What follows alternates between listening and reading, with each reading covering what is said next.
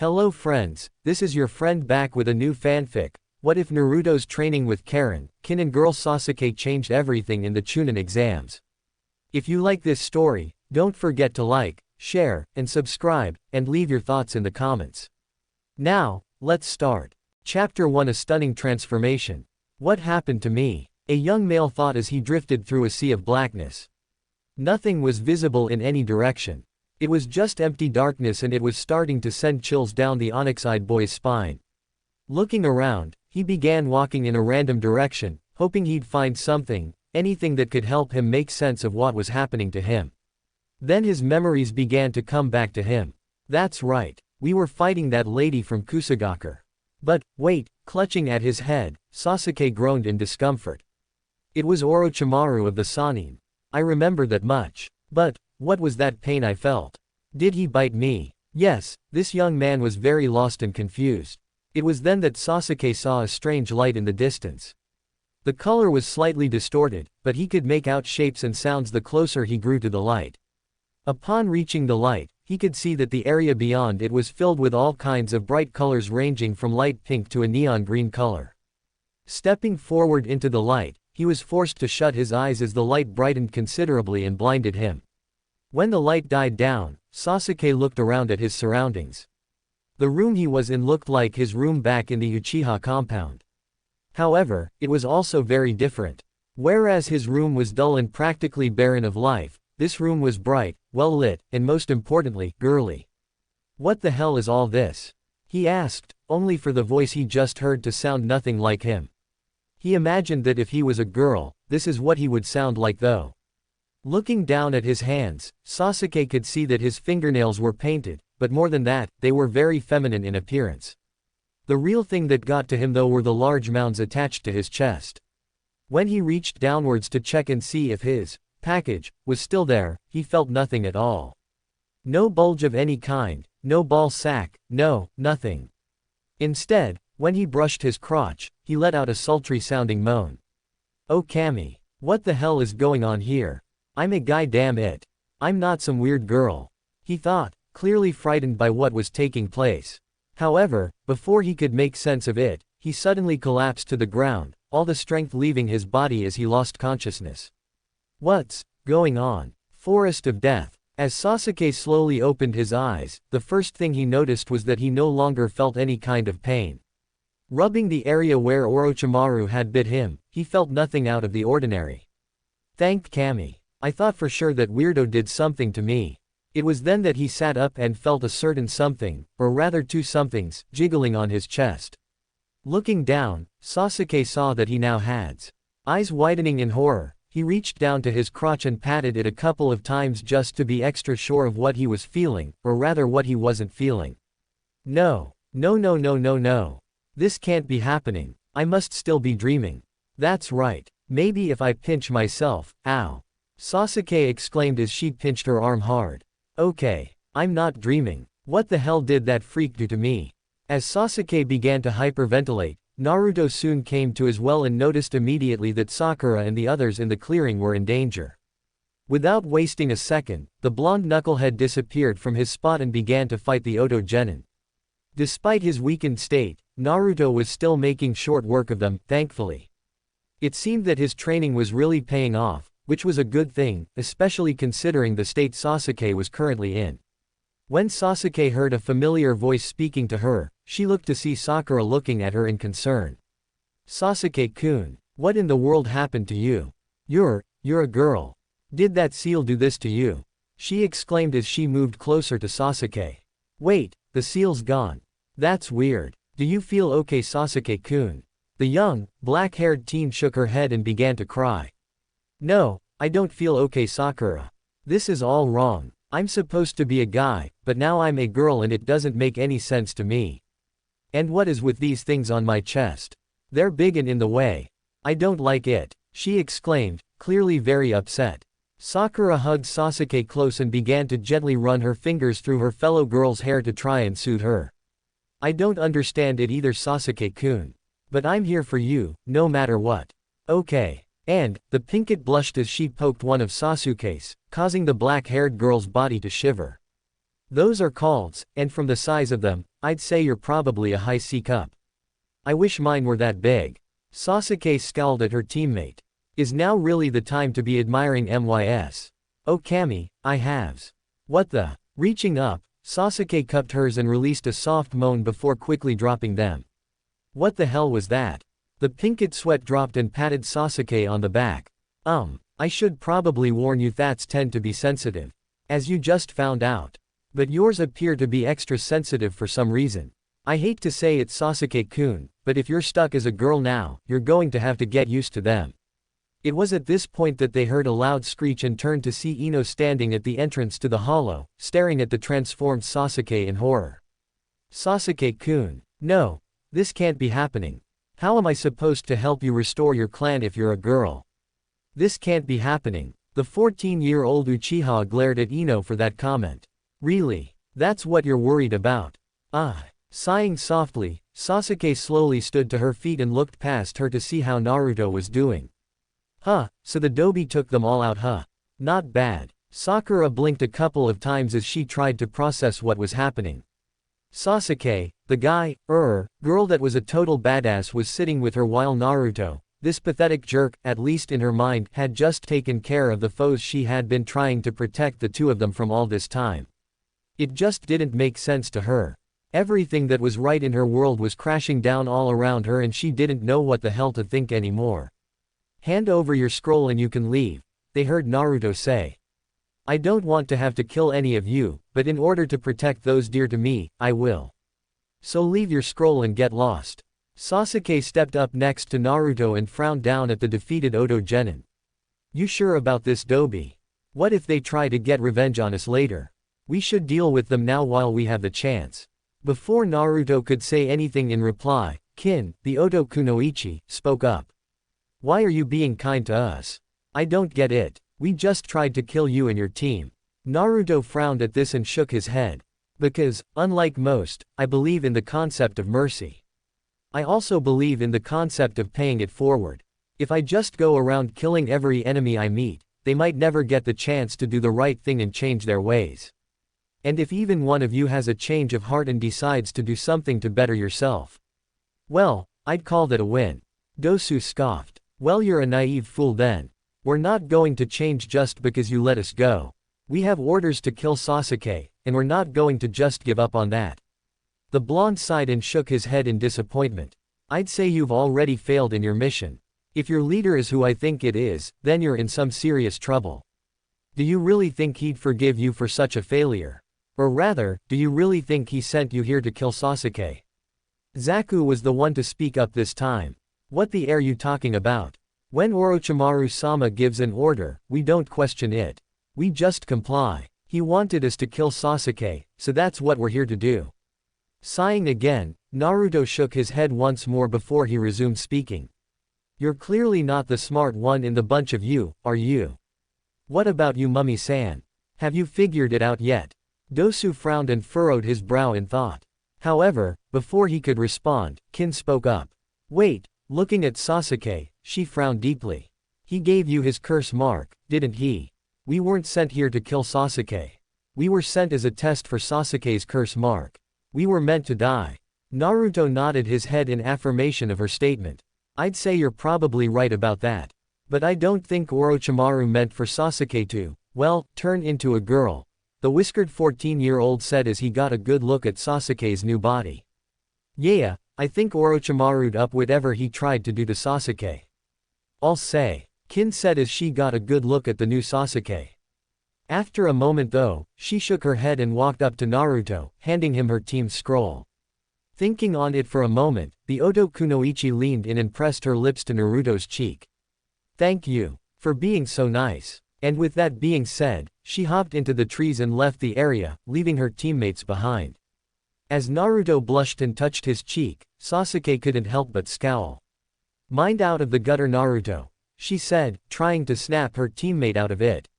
We've still got an exam to finish after all. Nodding slowly, Naruto focused his gaze on the remaining two Oto Genin. So what will the two of you do? He questioned curiously. None of your damn business. Zaku spat out before he got to his feet and proceeded to help Dosu up as well. I still say you should have killed us when you had the chance. Maybe so. But I stand by my decision. Now get lost. Scoffing, Zaku soon left the clearing with Dosu following right behind him. Once they were gone, Naruto turned to face the other Konoha genin with a smile. Thanks for helping us out, guys. Shikamaru shrugged, but offered him a lazy smile. No problem, Naruto. We're fellow Konoha genin, but more importantly, you're a friend. We weren't about to leave you guys to die at their hands. Choji nodded along with what his best friend had said before he popped a few chips in his mouth. Lee looked at Naruto and gave him a thumbs up and a bright smile. That was a most youthful fight, Naruto-kun. Hopefully we get to see you and your team in the final exam, he said before he leapt off with his teammates. Sasuke turned to Naruto and said, we still need the other scroll, Naruto. We should get going if we want to have any hope of making it through this exam. The whiskered blonde looked at Sasuke and frowned as he motioned towards her body. Are you sure you're feeling up to it, Sasuke? I mean, look at you. You're a hot girl now. Don't you need to take some time to get used to this new you first? The raven-haired Uchiha shook her head. Right now I'm more concerned with passing this exam. I don't know about you, but I want to earn the rank of Chunin. Even if I'm stuck like this for the rest of my life, I'll still become strong enough to kill Itachi and avenge my clan. After that, well, I hope to restore my clan, even if it has to be as a woman. I'd prefer to become a man again, but I'm determined to see my goals through no matter what. Well, regardless of what happens or if you can't return to your natural gender, I'll still help you, Sasuke. We're teammates and friends, right?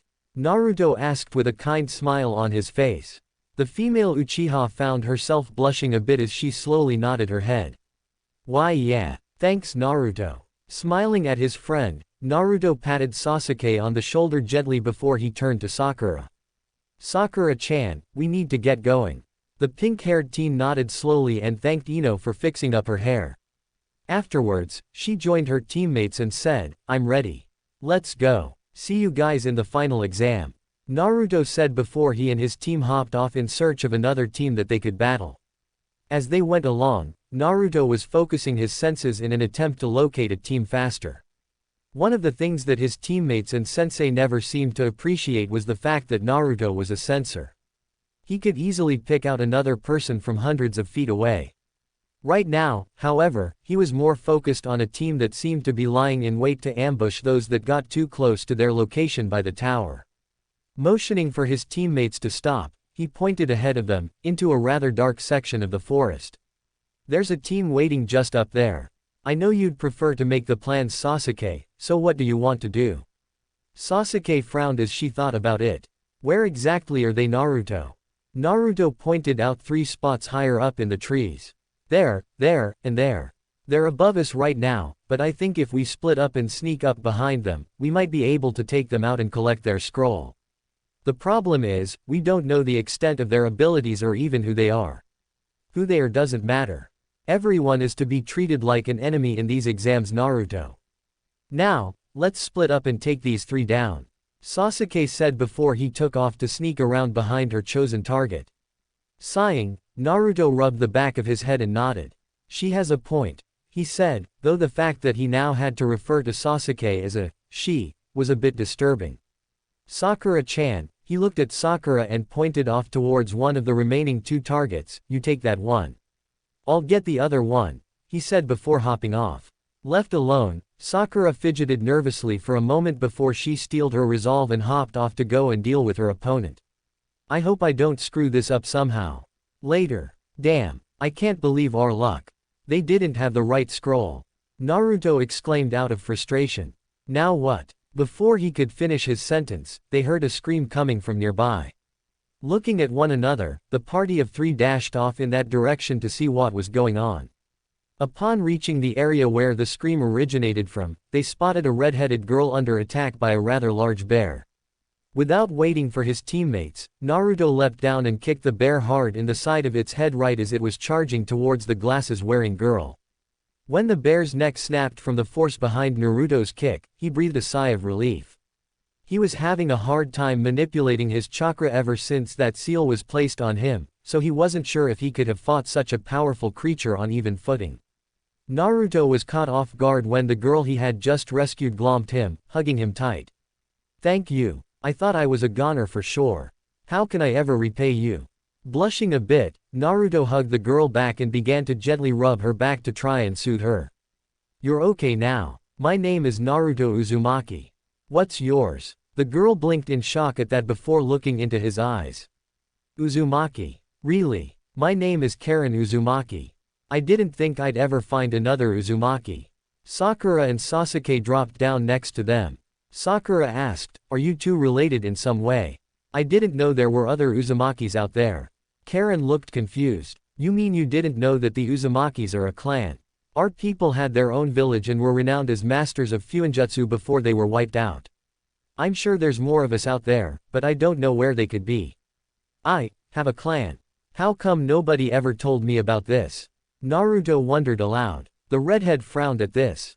That's unusual. The Uzumakis were allied with Konohagakure before they were wiped out.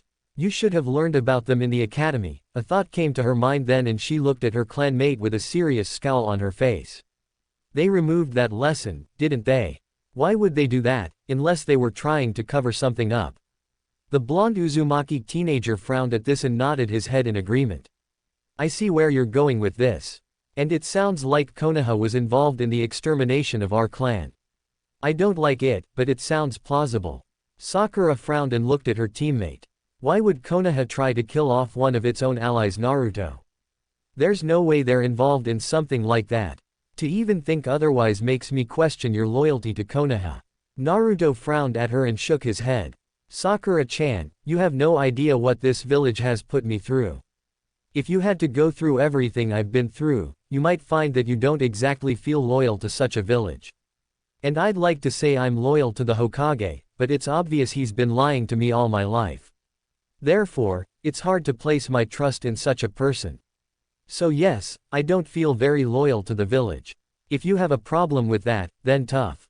Sasuke found herself frowning as well. If they had swept that under the rug, what else were they hiding? I understand your point of view, Naruto. And I have to agree with you too. That is suspicious. It makes me wonder if there's more to the massacre of my clan that I don't know about. You can't mean that Sasuke-kun? Sakura questioned. She was shocked that both of her teammates would suspect Konoha of such things. The Pinkett wasn't sure if she should report this to the Hokage or not. She was afraid that her precious Sasuke-kun would be in trouble if she reported it. I do mean it, Sakura. I've always wondered about that night. How could I not? I want the truth behind what happened. However, I still plan to kill Itachi for his actions that night. I can never forgive him for killing everyone the way he did. As Sakura frowned, unable to come to terms with what she was hearing, Naruto nodded his head in agreement with Sasuke. I promise I'll help you, Sasuke. Whether it's helping to find out the truth or even avenging your clan by killing Itachi, I'll do whatever I can to help you with it. Naruto-kun, Karin asked, getting his attention. Gently taking his hand, she placed her team's scroll in the palm of his hand. Here, it's my team's scroll. There's no point in me keeping it any longer. And I really hope we can see each other again, she said with a smile and a small blush on her face. The blonde smiled at her and placed his free hand on her shoulder. I know you're affiliated with another village, but maybe you'd think about staying here in Konoha with me.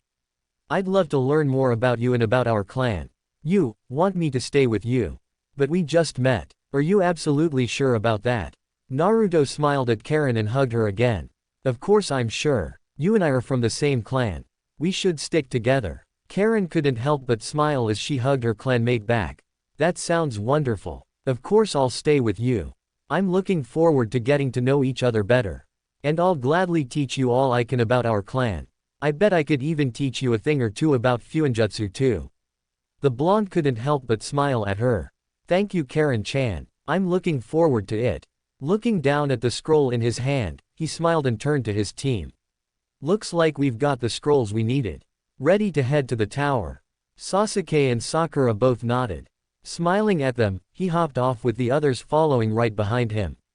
It was time to finish this stage of the exams. Hokage's office. Kintsuchi had left her teammates behind and journeyed to the edge of the Forest of Death, where she informed one of the Chunin nearby that she needed to speak with the Hokage. They let her out and escorted her to meet with the Sandaime Hokage in his office. Now that she was sitting in a chair across from the Hokage, the black-haired kunoichi couldn't help but fidget nervously. What she was about to do was dangerous, but she felt this was the right thing to do, especially after that kind boy treated her with such kindness. May I ask what you needed to speak with me about, Kin? There must be something important on your mind if you needed to see me so urgently. Hiruzen said as he looked into the young woman's eyes. Nodding her head, Kin looked into the Hokage's eyes and took a deep breath. Yes, Hokage-sama. As you know, I'm from the village of Otogakure. I don't know if you know this or not, but Orochimaru is the leader of that village. He's planning to attack Konoha during the final stage of the Chunin Exams. More importantly, he wants to kill you. I don't know the details of his plan or anything special like that though. I just wanted to warn you that he's planning an invasion and that you need to be careful. I see, the Sandaime Hokage said. Thank you for bringing this information to me, Kin. This could not have been an easy decision for you, and I'm sure you understand the kind of danger you've put yourself in by coming to me. What made you decide to do this, I wonder? The black-haired teenager blushed a bit and looked down. It was that boy, the one with the whiskers. Naruto-kun, I think his name was. He was kind to me when no one else was. I just wanted to repay his kindness in some way. I see. Well, he does have that effect on people. I'm glad you came forward with this information, Kin. I'll grant you asylum within my village. I'll try to find you proper housing, and I'll grant you the protection you need now that you've betrayed Orochimaru. It's almost certain he'll be out to get you now. Kin blushed a bit more as she looked into the Hokage's eyes. Could I maybe stay with Naruto-kun? At least for a little while. Hiruzen frowned in thought for a moment before shaking his head. He doesn't have enough room in his apartment for that. But I do have an idea. I'll need to talk with Naruto-kun first, but for now, you can stay in the apartment next to his. I'll ensure that you're protected at all times, so you should have no reason to worry, he promised. Thank you, Hokage-sama. I truly appreciate it, and I'm looking forward to getting to know Naruto-kun better, she said honestly. Naruto-boy, you sure are a lucky young man. Hiruzen thought, finding the whole situation to be quite amusing. Forest of Death, Tower. Upon arriving at the tower, Team 7 had easily solved the riddle and watched as Iruka was summoned through the scrolls. When he saw Karin with them, Iruka was initially confused, but he quickly shrugged it off and explained the meaning of the riddle to them. After he had finished speaking, Naruto said, Iruka-sensei, I need to see the Hokage. It's important. Frowning at this, the Chunin instructor nodded slowly. Alright Naruto-kun, I'll inform Hokage-sama that you need to see him right away. Expect a visit from him soon. For now, go find your room and rest.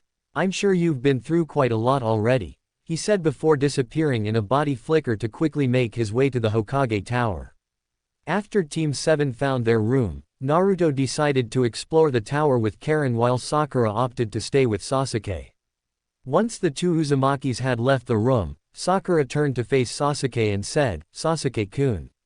How are you feeling? Sasuke sighed and shook his head.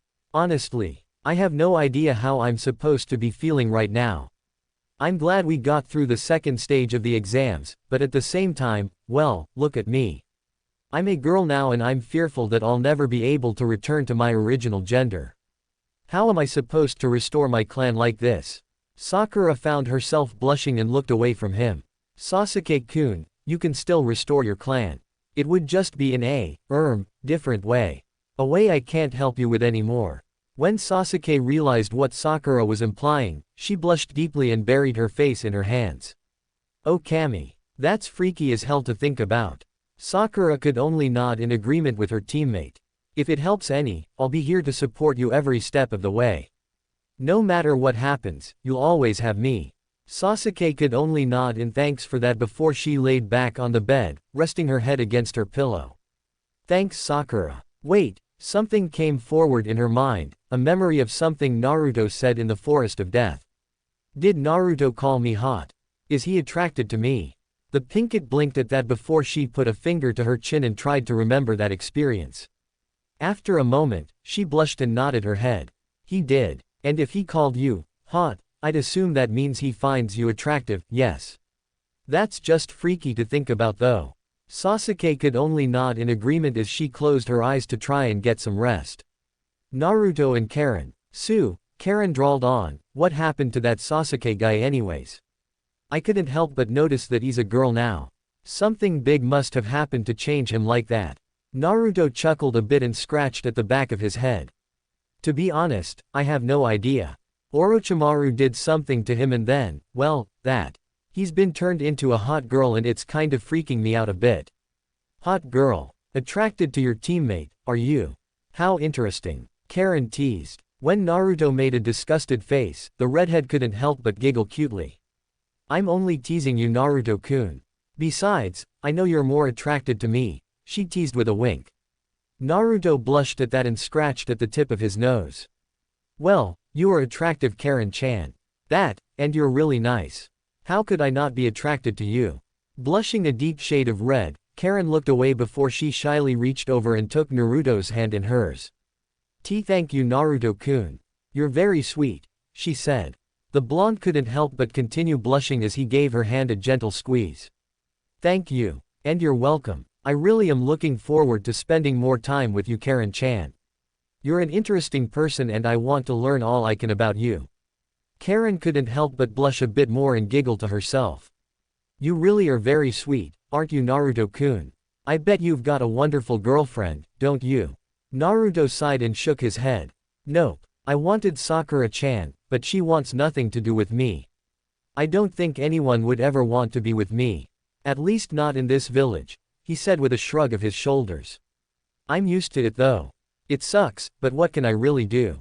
The glasses-wearing Kunoichi frowned and turned to her clanmate. Taking a moment to think on it, she leaned in and kissed him on the cheek. Well, if no one in the village is interested in you, then they're fools. You're a good person and I think you'd make quite the catch. Maybe you should look for someone not from your village instead. You never know who might take an interest in you, Naruto-kun, she said honestly. Naruto blushed at her actions and her kind words. Looking at his red-headed friend, Naruto couldn't help but give her a warm smile. You know, maybe you're right. Thank you, Karen-chan. As Karen went to say something in response, they heard somebody speaking to them from behind. Ah, there you are, Naruto-kun. I've been looking for you. Turning around, the Uzumaki duo spotted the Sandaime Hokage and Kakashi Hatake walking towards them. Naruto was so tempted to scowl at the both of them and curse them to hell, but he refrained from doing so. The Sandaime had been lying to him all his life, and that didn't exactly earn him any points in Naruto's book. Kakashi, on the other hand, was a lazy jackass that didn't take training his genin team seriously. And yet he had signed them up for these exams, expecting them to make it through on guts alone practically. If Naruto hadn't trained on his own and pushed himself so hard, he doubted he would have survived this long. Still, despite everything, Naruto had some things he needed to discuss with the Sandaime. Hokage-sama, he said respectfully. The team encountered Orochimaru in the Forest of Death. He beat us quite easily before placing a curse of some kind on Sasuke. On top of that, he used some kind of seal on me that's screwing with my chakra control. Here, take a look. Naruto said as he lifted up his shirt and revealed his seal to the Hokage. Think you can help me out, Hokage-sama? Frowning at the seal before him, the Sandaime walked forward and prepared to remove the extra seal that had been placed on Naruto. This is going to hurt a bit, Naruto-kun, so prepare yourself, he warned before he slammed his fingers into Naruto's gut and made a twisting motion, almost as if he was unlocking something. When the extra seal disappeared, Naruto breathed a sigh of relief as he felt unrestricted access to his chakra again. Thanks, Hokage-sama, he said gratefully. Now, as for Sasuke, whatever seal was used on him is gone. But, he's been transformed into a girl. I don't know if it's permanent or what, but I don't think Orochimaru meant for that to happen. It's very strange. Kakashi's visible eyebrow rose, showing his curiosity about the situation. The Sandaime, on the other hand, was far more concerned by what he had just heard. Naruto-kun, take me to your room. I need to see this for myself. As you wish, Hokage-sama. Naruto said, shrugging his shoulders as he and Karen walked ahead of the Hokage, their hands still linked together. When Kakashi noticed this, he couldn't help but smirk to himself. Looks like Naruto-kun's found himself a little girlfriend. How cute. After a short while, they arrived at Team 7's room and entered.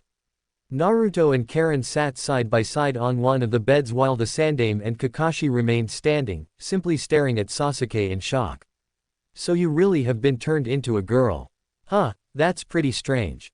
Kakashi said in amusement. As Sasuke scowled at Kakashi, the Sandaime approached Sasuke and began to look him over with a curious gaze. Where were you marked Sasuke? The Uchiha sighed and reached up to point at where Orochimaru had bit him. Right here. But nothing's there now. So what do you think, Hokage-sama? Am I going to be stuck like this for the rest of my life? Hiruzen looked at the area Sasuke pointed to and frowned. There was no seal there. The damn thing had disappeared. Looking into the young woman's eyes, the Hokage frowned and shook his head. I don't know for sure, Sasuke, but if I had to fathom a guess. Yes, you're stuck like this. I don't think there is a way to change you back. Whatever happened with the curse seal has caused you to fully transform into a woman.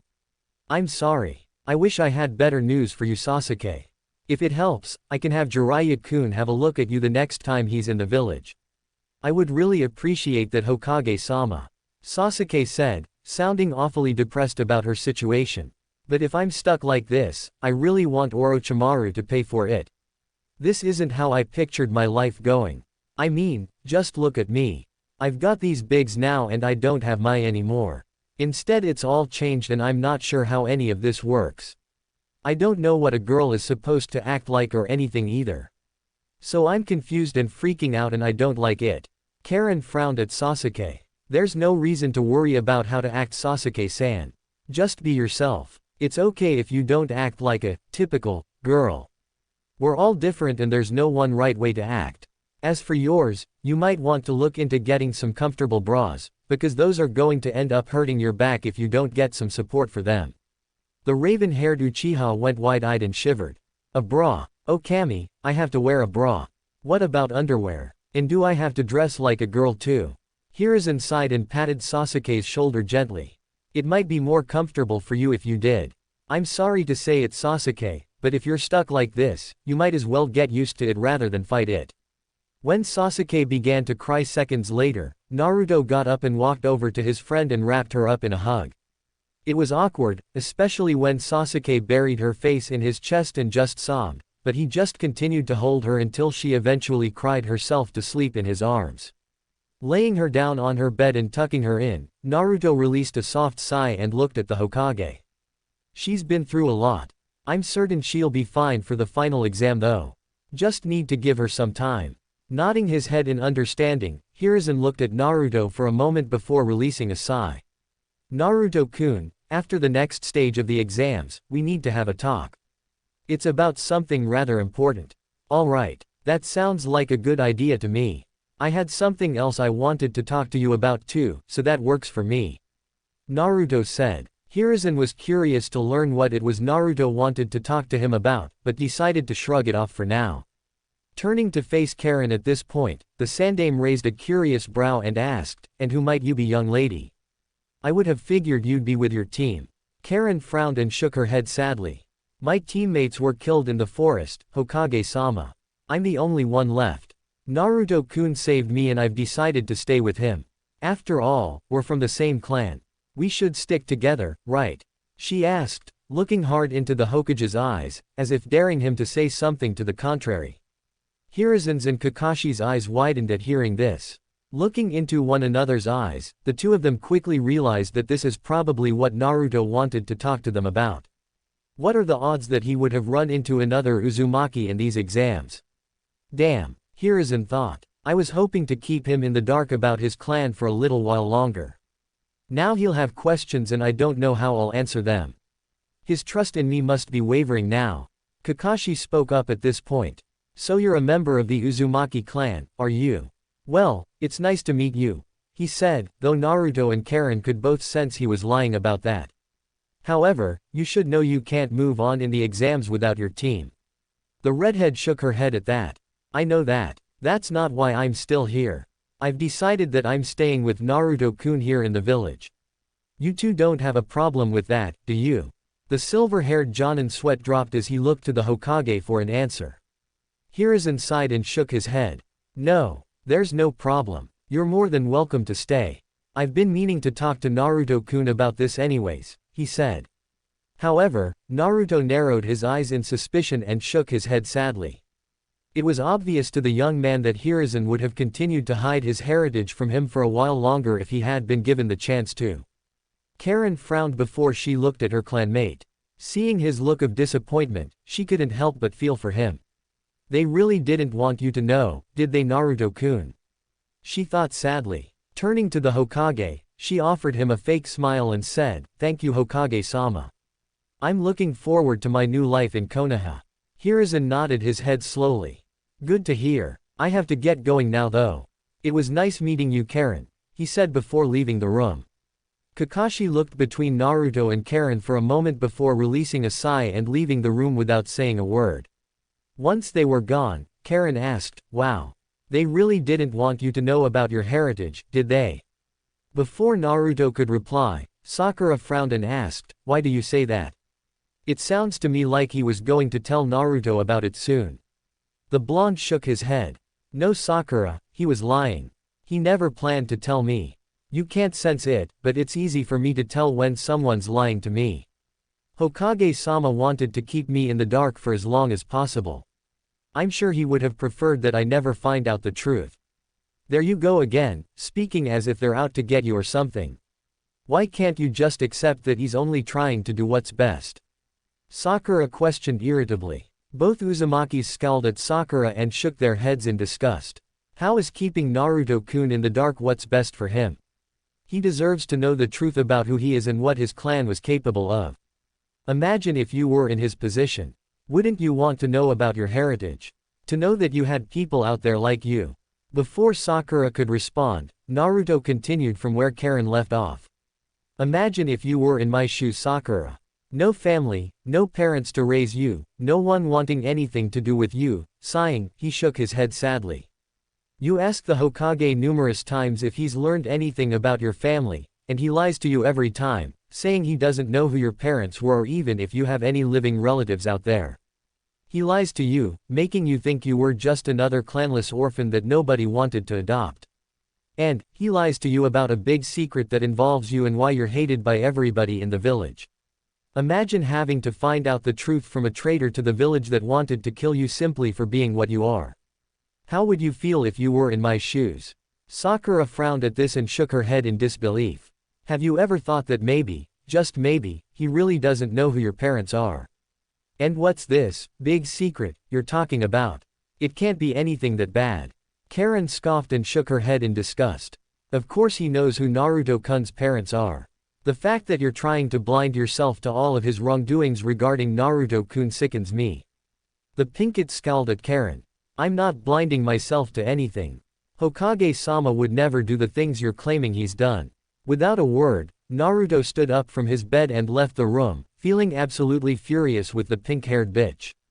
However, stopping just outside the room, he glared over his shoulder at his teammate. I'm finding another room to rest in. Away from you. I want nothing to do with you anymore, he said angrily before storming off to find another room away from his pink-haired teammate. Karin sighed and shook her head in disbelief. You're hopeless, she said before leaving the room to follow after her clanmate.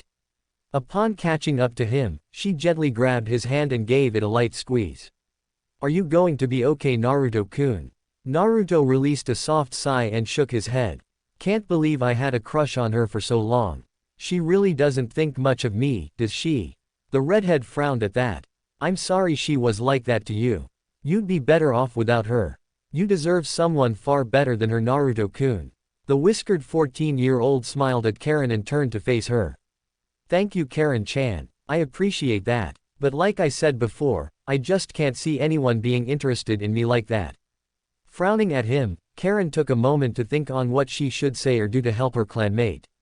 After a moment, she sighed and leaned in, capturing his lips with hers in a sweet, loving kiss. When they parted, they were both blushing quite a bit. Well, if no one else can see how wonderful you are, then maybe I'll take you for myself, she said with a wink. Blush prominent on his face, Naruto was having a hard time looking into her eyes. Thank you, Karin-chan. You're a really great person, you know that. She grinned and nodded her head. Of course I am. But thank you Naruto-kun. And just so you know, I am serious.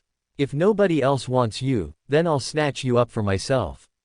Chuckling a bit, Naruto looked into her eyes for a moment before he captured her lips with his in another kiss. When they parted this time, Naruto smiled softly at her. I think I'd like that, he admitted honestly. Karen giggled happily and would have said something more to him, but someone spoke to them, catching them by surprise. Hey, so the Dobi's got himself a girlfriend, huh? Must be desperate to go after that loser. Turning to see who it was, Naruto groaned. Kiba, why do you have to be such a jerk all the time? The redhead glared at the annoying bastard that interrupted her time with Naruto. And who the hell are you calling desperate? Naruto-kun's a great guy and he's cute too. That's more than I can say for you. Kiba barked out a laugh and said, he's a loser. Worst in our graduating class, his skills are pathetic, there's nothing special about him. And cute. Huh. That's rich. Hinata, who was hanging back with Shino, sighed and shook her head in disappointment. Kiba, just because Naruto barely passed doesn't mean that he hasn't improved since graduation. He's probably a lot stronger by now. Besides, why you shouldn't badmouth AF fellow Konoha shinobi like that? The teenage Inuzuka scoffed at that. I highly doubt he's improved any. Once a loser, always a loser. It's amazing he hasn't gotten his team killed with his incompetence by now. Naruto clenched his fists tight and would have taken a swing at Kiba if Karin hadn't grabbed one of his hands again and squeezed it gently to show her support. Let's just go Naruto-kun. Sighing, the young blonde nodded before he began walking off with Karin. However, something Kiba said next caused him to pause. Ah, did I strike a nerve? You're pathetic, needing a girl to save you like that. Scowling at this, Naruto shot a nasty glare over his shoulder and said, you'd better hope we don't face each other in the upcoming exam Kiba. I promise you that if you have to fight me, I'll destroy you. And with that being said, Naruto resumed walking away, holding hands with Karin. TCH. Like he could ever defeat me. Kiba said. But fine, if he wants a fight, he's got one. Kiba, you really shouldn't underestimate Naruto-kun like that. Besides, why do you feel the need to insult him like that? Hinata questioned disappointedly. Because he's a loser. He should never have become a ninja. Someone like that, without any skills or anything special to his name, can never amount to anything.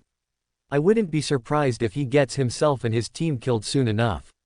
Shino sighed and shook his head in disappointment. You really are a hopeless fool Kiba-san, he said quietly as they walked off to find their room. Before following after her teammates, Hinata glanced in the direction Naruto and his friend had gone off in. I don't care who you are, but Naruto-kun is mine.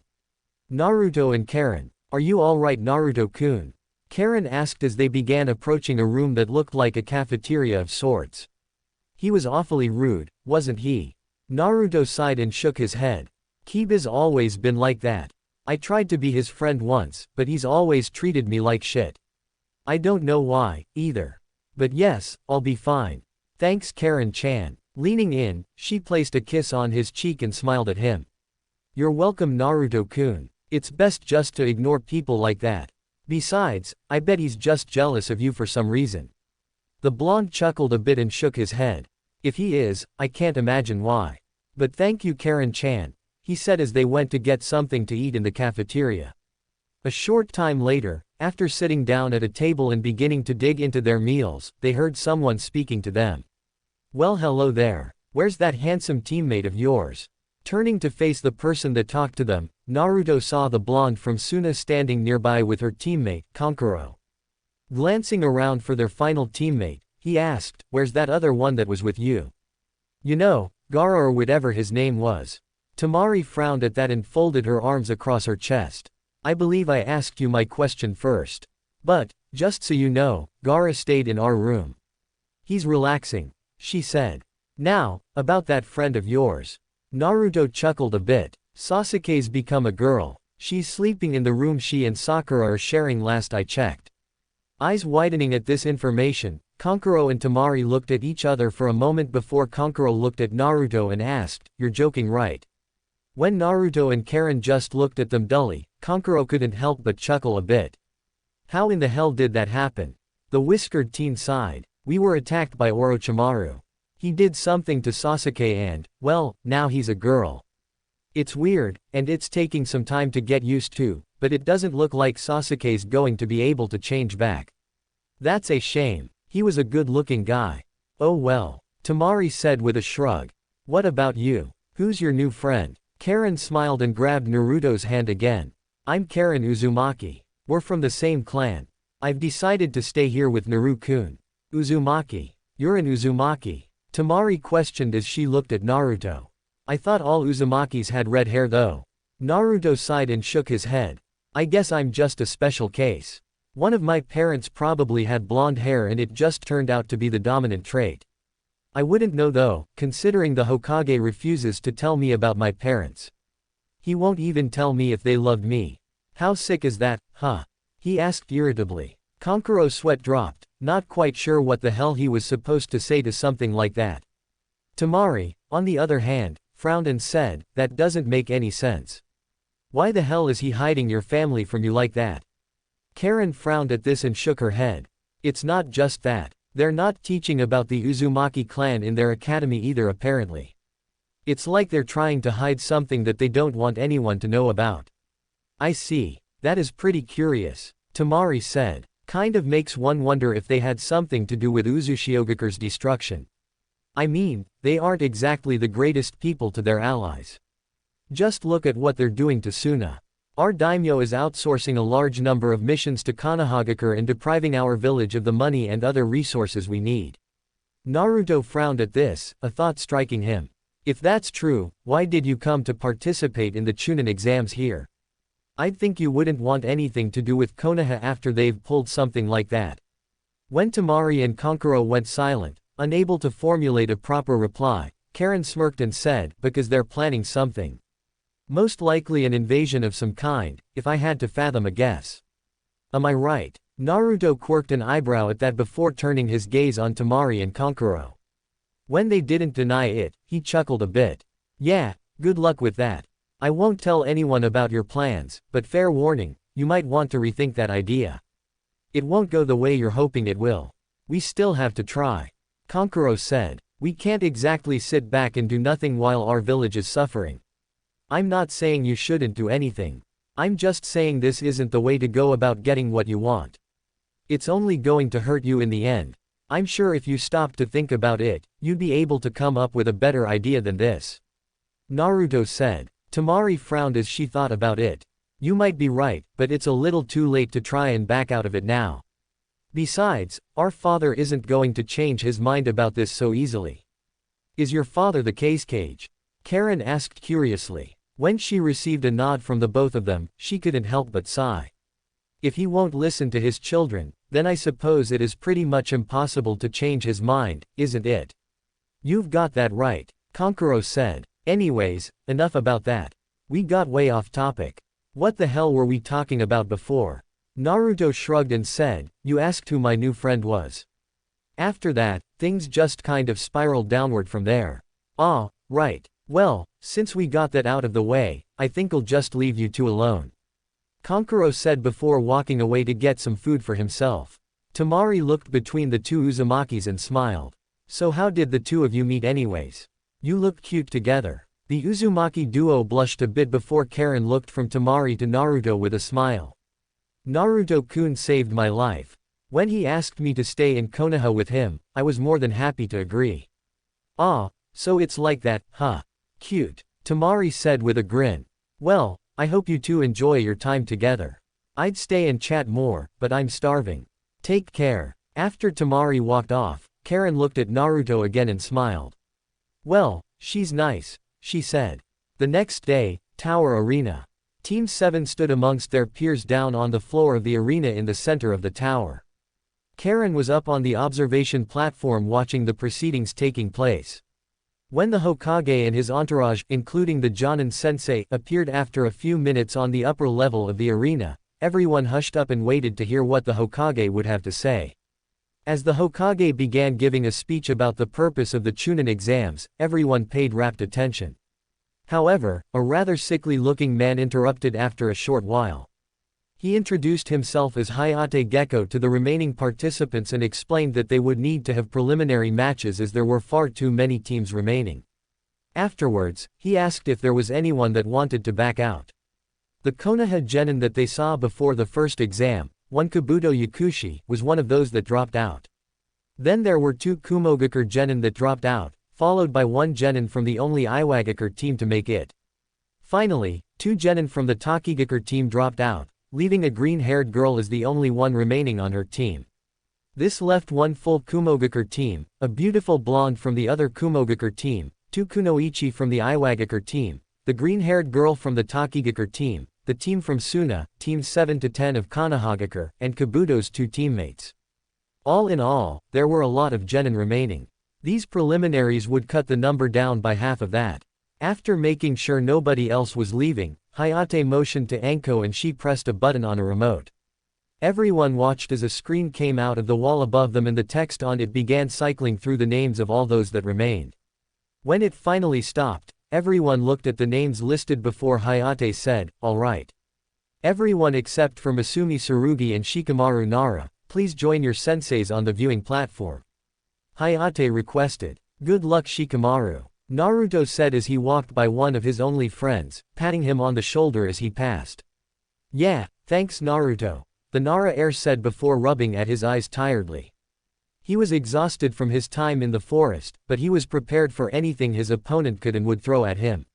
Once everyone had taken their places, Hayate raised his hand and swung it down as he shouted out, "Begin." Chapter 2 Preliminary Matches. To say Orochimaru was displeased would be something of an understatement. He had hoped that his genin team from Otogakure would have made it through to the 3rd stage of the Chunin exam, but that hope seemed to be dashed.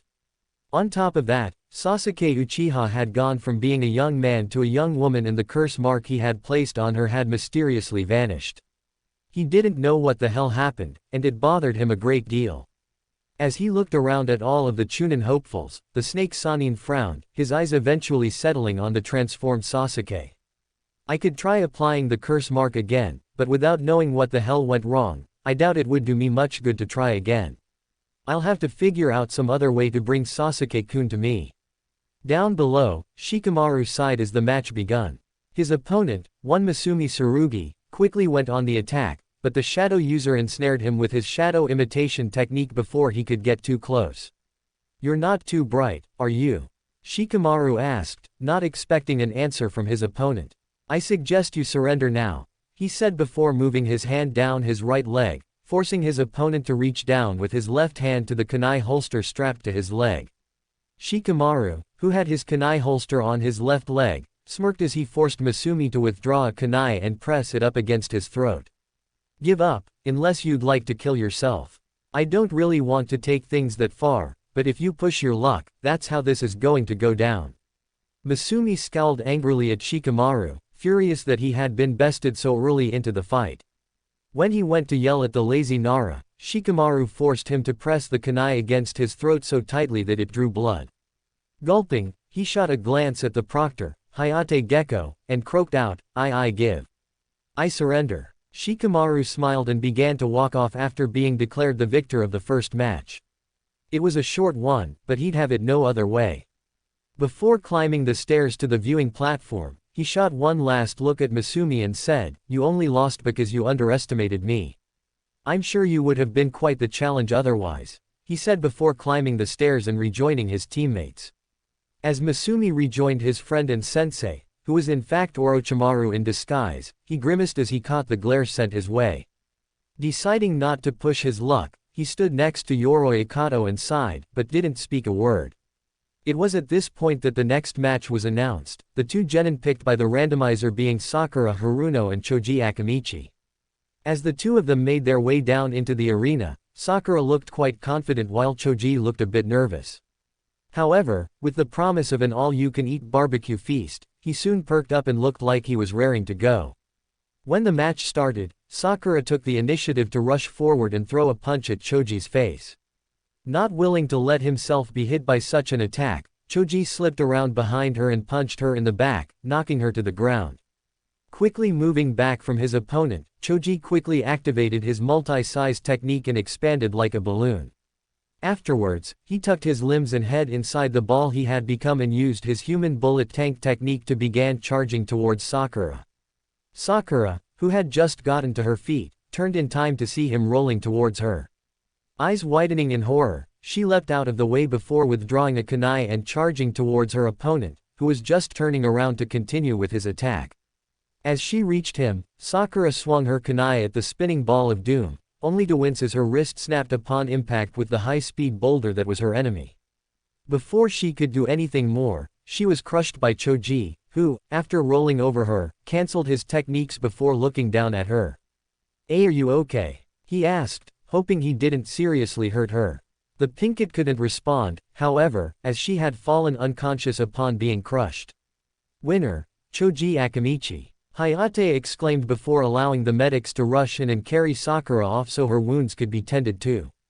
Choji, seeing as his opponent was being taken care of, rejoined his team on the upper level, a frown on his face. He didn't like hurting his friends, but he didn't want to lose either.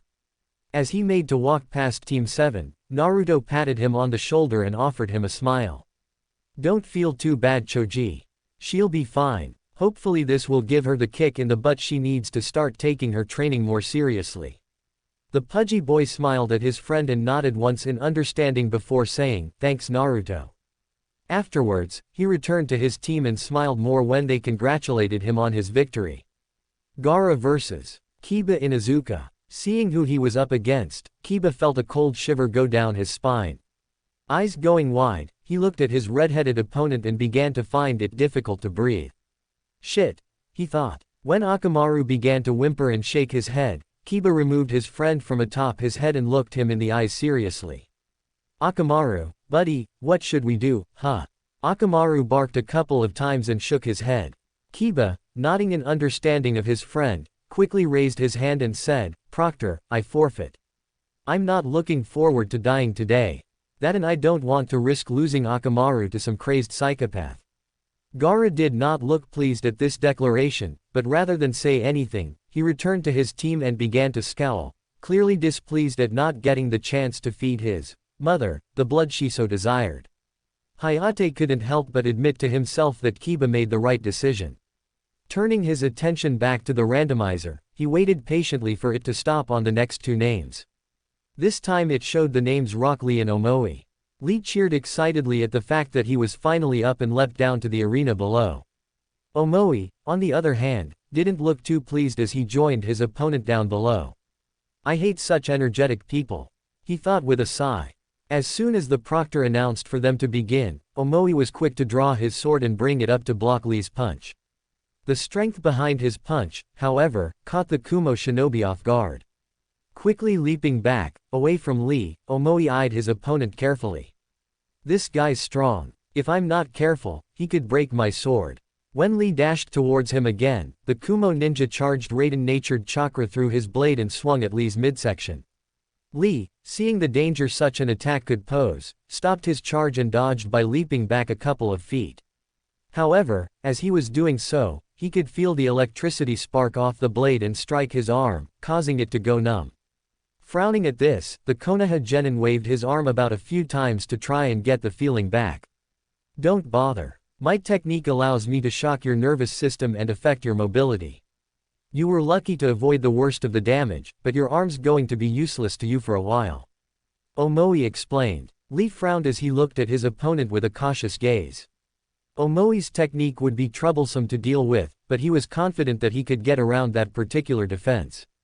Before he could say or do anything more, however, he heard his sensei, Might Guy, shouting at him to take them off. Looking up at his sensei, he was about to ask if he was sure, but the very moment he looked away, Omoi struck, slashing diagonally from Lee's right shoulder down to just above his hip on the left side of his body, sending Raiden chakra coursing through his opponent's body. Everyone watched as Lee fell to his knees, his body spasming while blood leaked from his fresh wound. "Damn, that doesn't look good," Naruto thought to himself as he watched his senior genin struggle to try and stand to his feet. When he collapsed face first onto the ground at Omoi's feet, his body refusing to listen to him, Lee let out a groan from the sheer frustration he was feeling more than from the pain. Not willing to give his opponent a chance to continue, Omoi pressed his blade against the Konoha Genin's throat and said, "Yield Lee-san. I don't want to kill you, but if you push your luck, I will. Even though it might agitate your sensei and cause him to hate me so much that he seeks me out on the battlefield somewhere down the line and we get into a big clash that tears up the landscape and—" "Shut the hell up already, Omoi." The redhead on his team shouted at him, tired of his rambling. Blinking a couple of times, Omoi shot a quick glance over his shoulder and nodded slowly in response. Looking back down at Lee, he frowned as he watched the green-clad genin struggling to move. Omoi went to say something, but Lee's sensei shouted down at him, "I'm sorry, Lee. Please don't push yourself anymore. It would be most unyouthful to see your life snubbed out before you truly get your chance to shine." Lee managed to turn his head to look at his sensei, seeing how serious he now looked.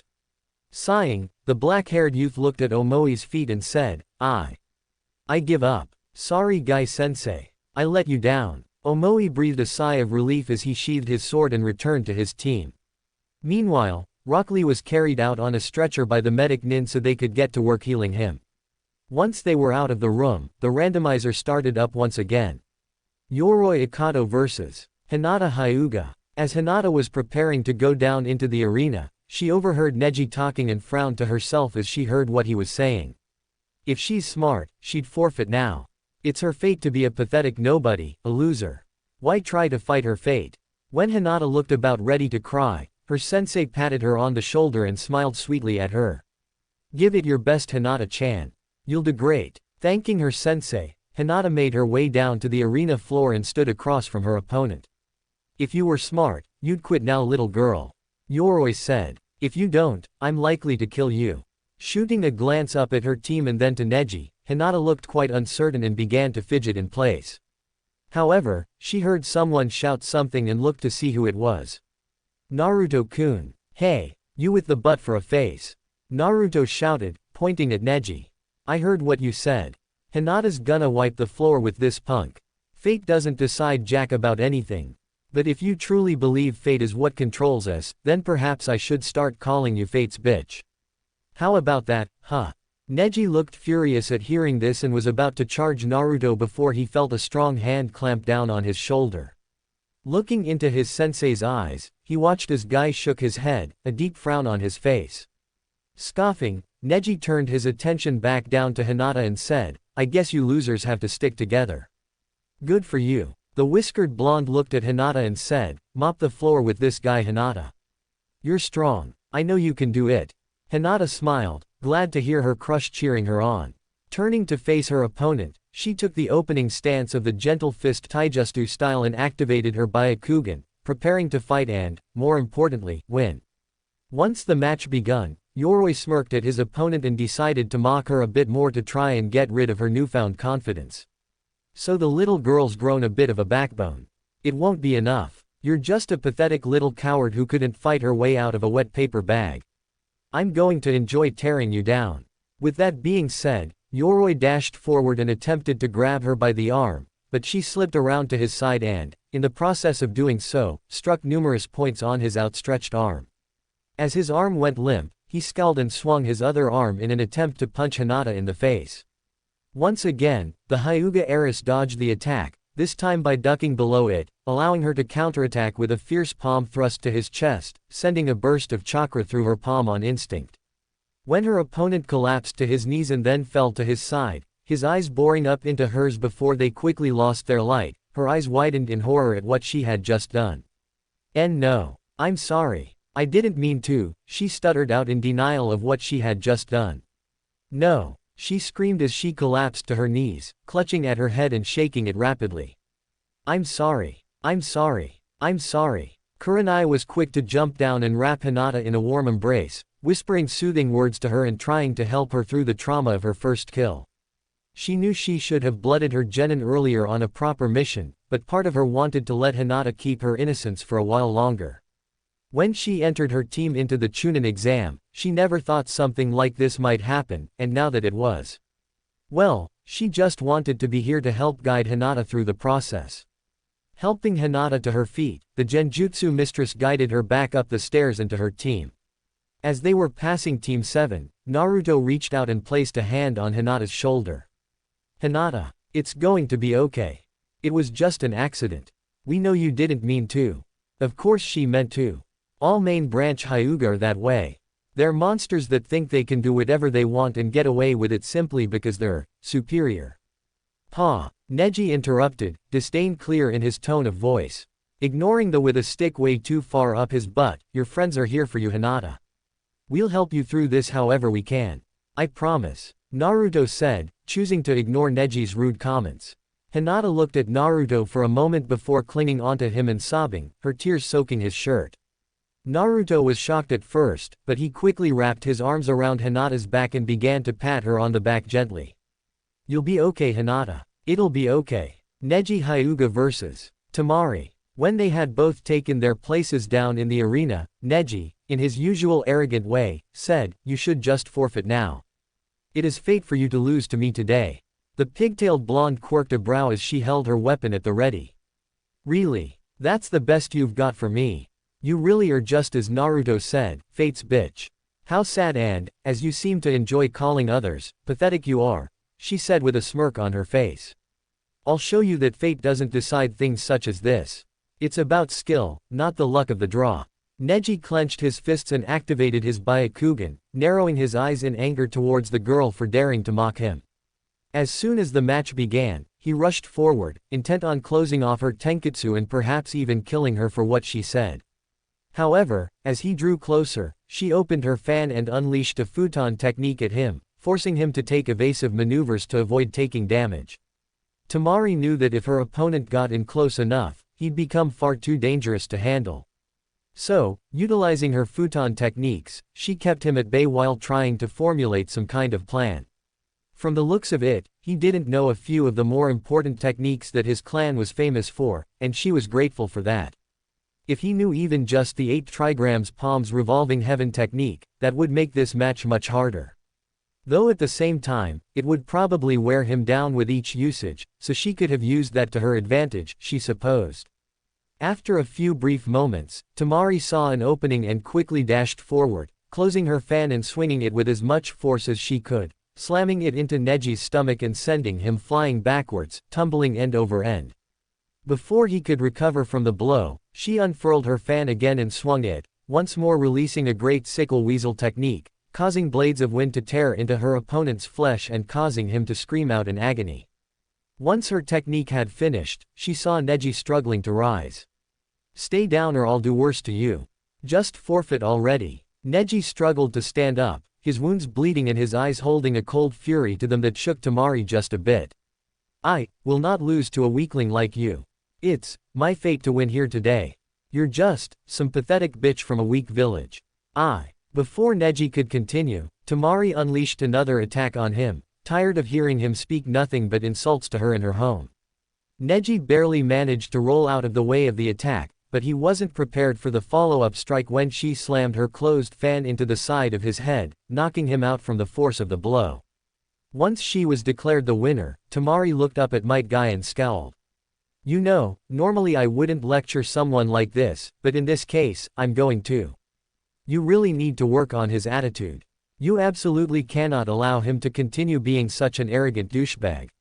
Whatever you've been doing so far hasn't worked, so think of a new approach and get through to the prick, she said before rejoining her teammates. Guy sighed and nodded his head sadly. Neji, my foolish pupil. She is right, I've been far too lenient on you and that is most unyouthful of me. Yugito ni vs. Kuretsuchi. As Yugito and Kuretsuchi made their way down into the arena, the Kyuubi decided to rear its ugly head and began speaking to its container. Hey, so the Nibi's container is up now, is she? Make sure you watch this match carefully, brat. That blonde houses my sister, the Nibi. I refuse to have you lose to her if you face her in the finals. Of course, you still have to survive these preliminary matches, don't you? Blinking in shock at this, Naruto looked down at Yugito as he replied to the Kyuubi. Does that mean you're willing to help me out a bit, Kyuubi? 'Cause I'll be honest, I could probably use the help. Kami knows I haven't been given the kind of training I so desperately need. Best I've got is my shadow clones and my sloppy taijutsu. He admitted somewhat shamefully. You make a good point. People have been rather biased against you because of me. Tell you what, you make it through the preliminary round and I'll see about cooking up a training program for you to follow. I might even teach you a technique or two if you're well behaved. Kyuubi remarked, deciding to throw his prison a bone, so to speak. For now, pay attention to the fight so you know what to expect from her. I guarantee that she'll win this fight. Might not be the easiest fight in the world for her to win, but Nibi's container's tougher than she looks. Gotcha. And thanks Kyuubi-sensei. Naruto replied as he paid close attention to what was taking place in the arena. Cutting the connection, Kyuubi released a sigh and shook his head. I'm not your sensei yet, brat. Don't go getting your hopes up. He thought to himself silently. As soon as the match began, Kuretsuchi flew through a few hand seals before spitting out globs of lava, of all things, that sailed towards her opponent like bullets from a high-powered rifle. Yugito nimbly dodged each one before bringing her hand up to her lips and spat out a tiny blue fireball that took the form of a mouse. As it multiplied and grew ever closer to Kuretsuchi, the Iwakunoichi scowled and quickly created a wall made of earth using one of her Doden techniques that blocked the mouse fireballs. This turned out to be something of a mistake, because as soon as the wall was destroyed by the numerous explosions happening all at once, Yugito burst through the cloud of dust, swinging her claws at Kuretsuchi's face. Eyes widening in horror, Kuretsuchi quickly brought up her arms to shield herself against the attack, only for the claws to leave bloody scratches in their wake on her forearms. Grimacing in pain, the Iwakunoichi lashed out with a kick that connected with Yugito's stomach and sent her skidding backwards along the ground from the force of the blow. Now that she had a bit of space between them, the pink-eyed Kunoichi quickly flew through hand seals before slamming her hands to the ground and calling out, "Magma River." Almost immediately afterwards, the floor in front of her seemed to cave in as it was transformed into a pit of lava. Yugito, quickly realizing the danger of such a technique, decided to go for broke and activated the initial stage of her Bijuu cloak. Glaring at her opponent, Yugito disappeared in a burst of speed and reappeared right behind Kuretsuchi in mid-swing with her claws ready to shred into her opponent. Kuretsuchi quickly jumped out of the way, but the claws still struck true, leaving 3 bleeding gashes on her back. Upon landing, she spun around and spat out more lava bullets, but they were dodged by the speedy Yugito. What made things worse is that she had to be careful of the pit of magma she had created, as even she wasn't immune to burning alive in said magma. If I could just lure her into the lava, it would help tremendously. But I don't think she's going to give me the opportunity, Kuretsuchi thought to herself, quite aggravated with her current situation. I didn't realize I was up against a damn Jinchuriki of all things. Faster than her opponent could react, Yugito appeared next to Kuretsuchi and slammed her into the ground, her face dangerously close to the magma. Surrender. Now, she snarled out. The lovely young Iwakunoichi scowled as she tried to push back against Yugito, but her grip on her head only tightened, eliciting a groan of pain from Kuretsuchi. Glancing around at her surroundings, she tried to find something, anything she could swap places with using the replacement technique, but sighed sadly when she didn't find anything usable. So, with a resigned sigh, she nodded slowly. "Proctor, I forfeit. Now will you please get off of me?" she requested. Yugito nodded once before disabling her cloak and stepped away from Kuretsuchi, who proceeded to use a couple of techniques to cool the pit of lava and solidify it again so they could continue with the preliminaries without such a problem being in the way. After Kuretsuchi had finished cementing the floor once more, she turned to Yugito and smirked at her. "Next time we have a fight like this, I'm going to win it. Count on it," she said before returning to her teammate and sensei up above. The Nibi Jinchuriki couldn't help but laugh lightly at that and nodded once as she returned to her sensei's side. After a moment however, she looked at Naruto with a frown, as she could sense he held the strongest Bijuu of the lot, the Kyuubi. "I'll have to introduce myself to him later. I'm looking forward to seeing what you can do, Naruto Uzumaki." Naruto Uzumaki vs. Karui. When Naruto saw his name on the screen, he was initially a bit nervous, but he soon displayed an air of confidence to try and mask his nervousness. Before he could head down to meet his opponent in the arena, he was stopped by Karin, who gave him a hug and said, "Good luck Naruto-kun. Be careful." "Thanks Karin-chan," he said in reply. Before he could walk off, Sasuke placed a hand on his shoulder. "Don't lose Naruto. I want to face you in the finals and I can't do that if you lose here, she said, trying to give him her own version of a pep talk. Chuckling a bit, the blonde Uzumaki nodded in understanding before he hopped over the railing into the arena below. Standing across from his opponent, Naruto gave her a confident grin. I hope you're ready for this, because I don't plan to lose here. I half expected you to chicken out on me. Guess all that bravado in the first stage of the exam wasn't for nothing, huh? Still, you're shit out of luck. I'm about to crush you, the redhead replied, a cocky grin on her face. Looking between the two of them, Hayate nodded once before shouting, begin. And leaping away. This was a good decision as Karui immediately went on the attack, her sword swinging somewhat wildly at her blonde foe. Naruto dodged each attack, moving the absolute minimum that he had to so he wouldn't expend too much energy dodging her attacks. At one point, the blade got a little too close for comfort and cut his cheek, just below his left eye. Naruto seemed to pause at this point as he reached up and wiped some of the blood off of his cheek. Huh, you're not bad, he complimented before reaching up and quickly grabbing the tip of her blade when she swung it at him once again. Karui blinked in shock and tried to pull her sword back and out of Naruto's grip, but he held firm, keeping it and, by extension, her in place. I think it's my turn to make a move, don't you, Karui? He asked rhetorically before he held up his free hand and formed a one-handed seal. Shadow clone technique. In an instant, a large puff of smoke surrounded them and made it impossible for anyone to see what was taking place down below. Just as suddenly as it happened, the smoke was blown away by a wave of chakra. When they could see again, a great number of people were shocked at the sheer number of shadow clones in the arena. Since when could he do something like that? He could never perform the clone technique properly. So what the hell is this? Kiba questioned loudly. Kakashi decided to speak up in explanation of the technique. It's called the shadow clone technique, a kinjutsu created by the Nadaime Hokage. It's a very chakra-intensive technique, but it's perfect for someone like Naruto who has far more chakra than any regular person. It's actually why he can't use the regular clone technique, as that requires such fine chakra control, which is impossible for Naruto to achieve. Just by looking at the sheer number of clones he's produced and the fact that Naruto doesn't look winded in the slightest should tell you how insane his chakra reserves are. A great many people were stunned by this information and began to look at Naruto in a new light. The blonde didn't care though. No, he was focused entirely on his fight and couldn't help but smirk at the look of horror on his opponent's face. Sorry for this, but I did say I was planning to win. Guys, you know what to do. Snapping his fingers, he watched as his numerous shadow clones began their assault. Karui fought valiantly against her opponents, taking down quite a few of them in the process, but 3 of them soon slipped through her guard and kicked her into the air. Nah, they began as 3 more leapt up and kicked her even higher. She was kicked even higher, the clones springing off of one another to reach her. The real Naruto appeared above her, spinning in place before he hit her in the midsection with a powerful kick, the force sending the 2 of them crashing into the floor below.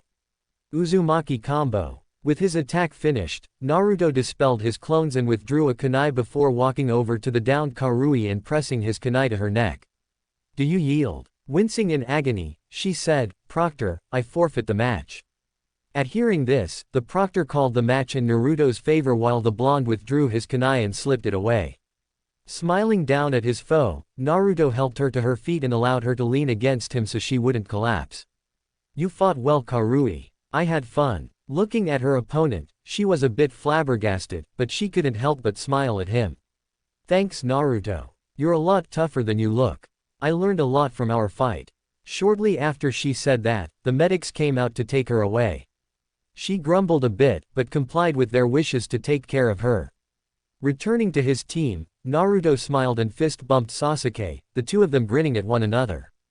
Good job, Naruto. I knew you wouldn't let me down, she said.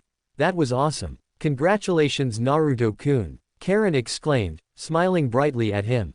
Yes, good job, Naruto. I'm proud of you, Kakashi said with an eye smile on his face. Naruto frowned at this comment, but nodded his head in acceptance before turning around so he could watch the next fight. Proud of me? Yeah, right. You didn't teach me anything other than the tree climbing exercise. Don't worry about him, Kit. I'll train you for the final matches. What you learn between then and now though is entirely dependent on how much time there is between these preliminary matches and the finals.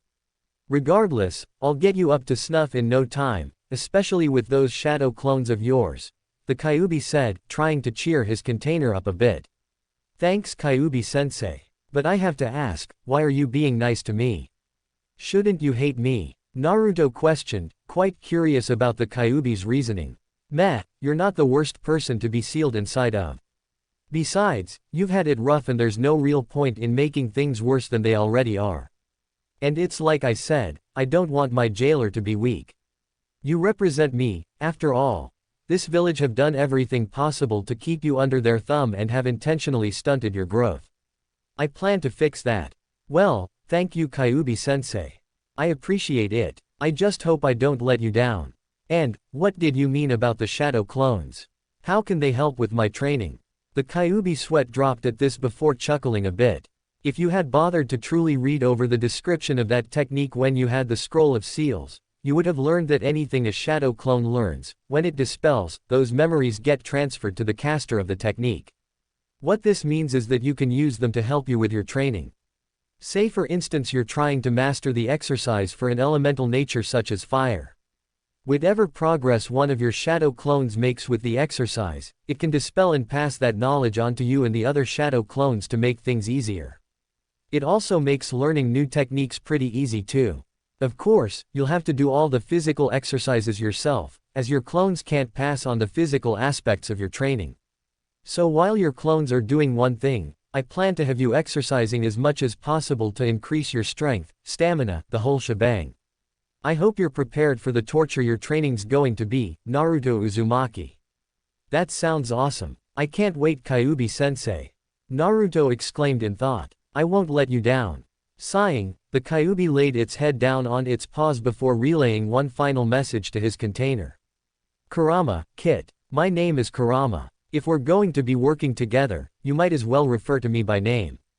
Kurama, huh. That's a nice name. Thanks again, Kurama-sensei.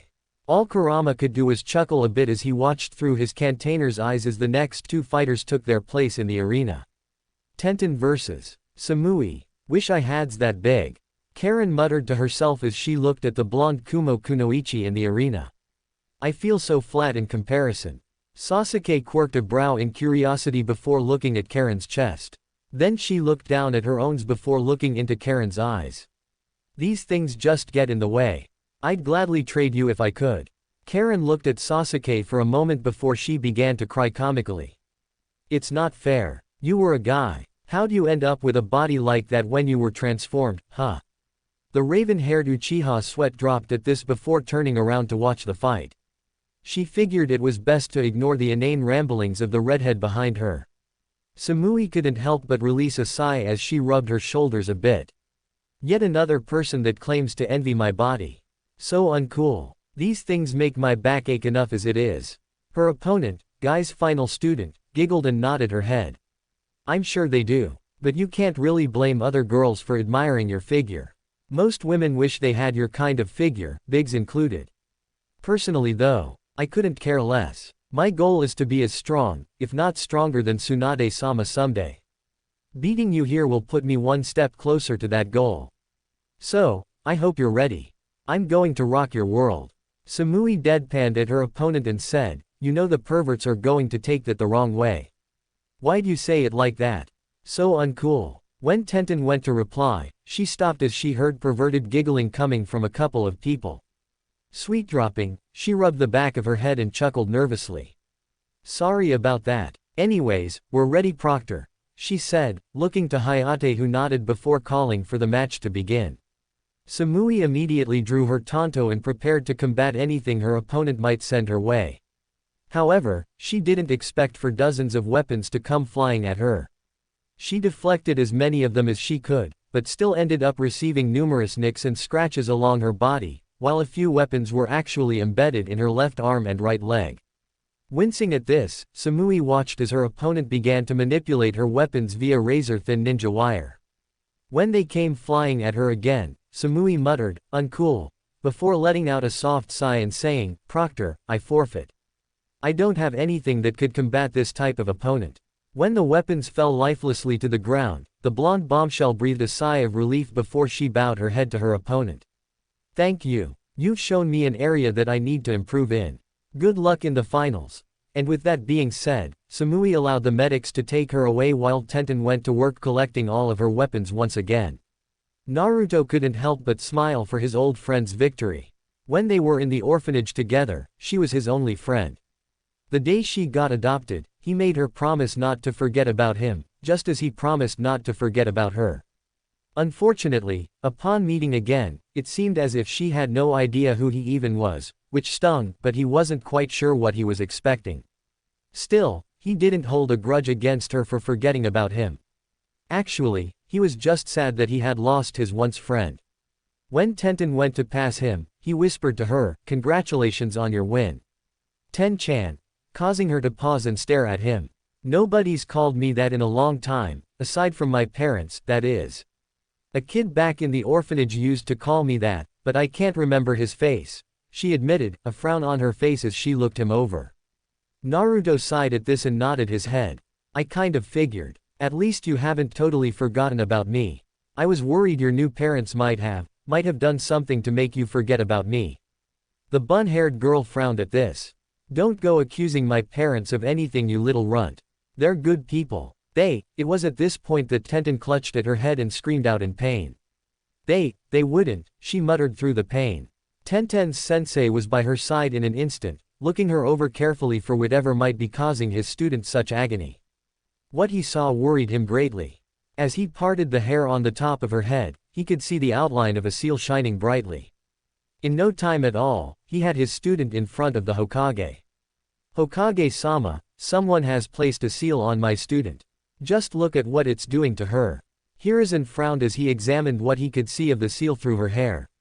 Humming to himself, he ran his finger along the seal, glad that the girl had passed out, lest her screaming give him a headache.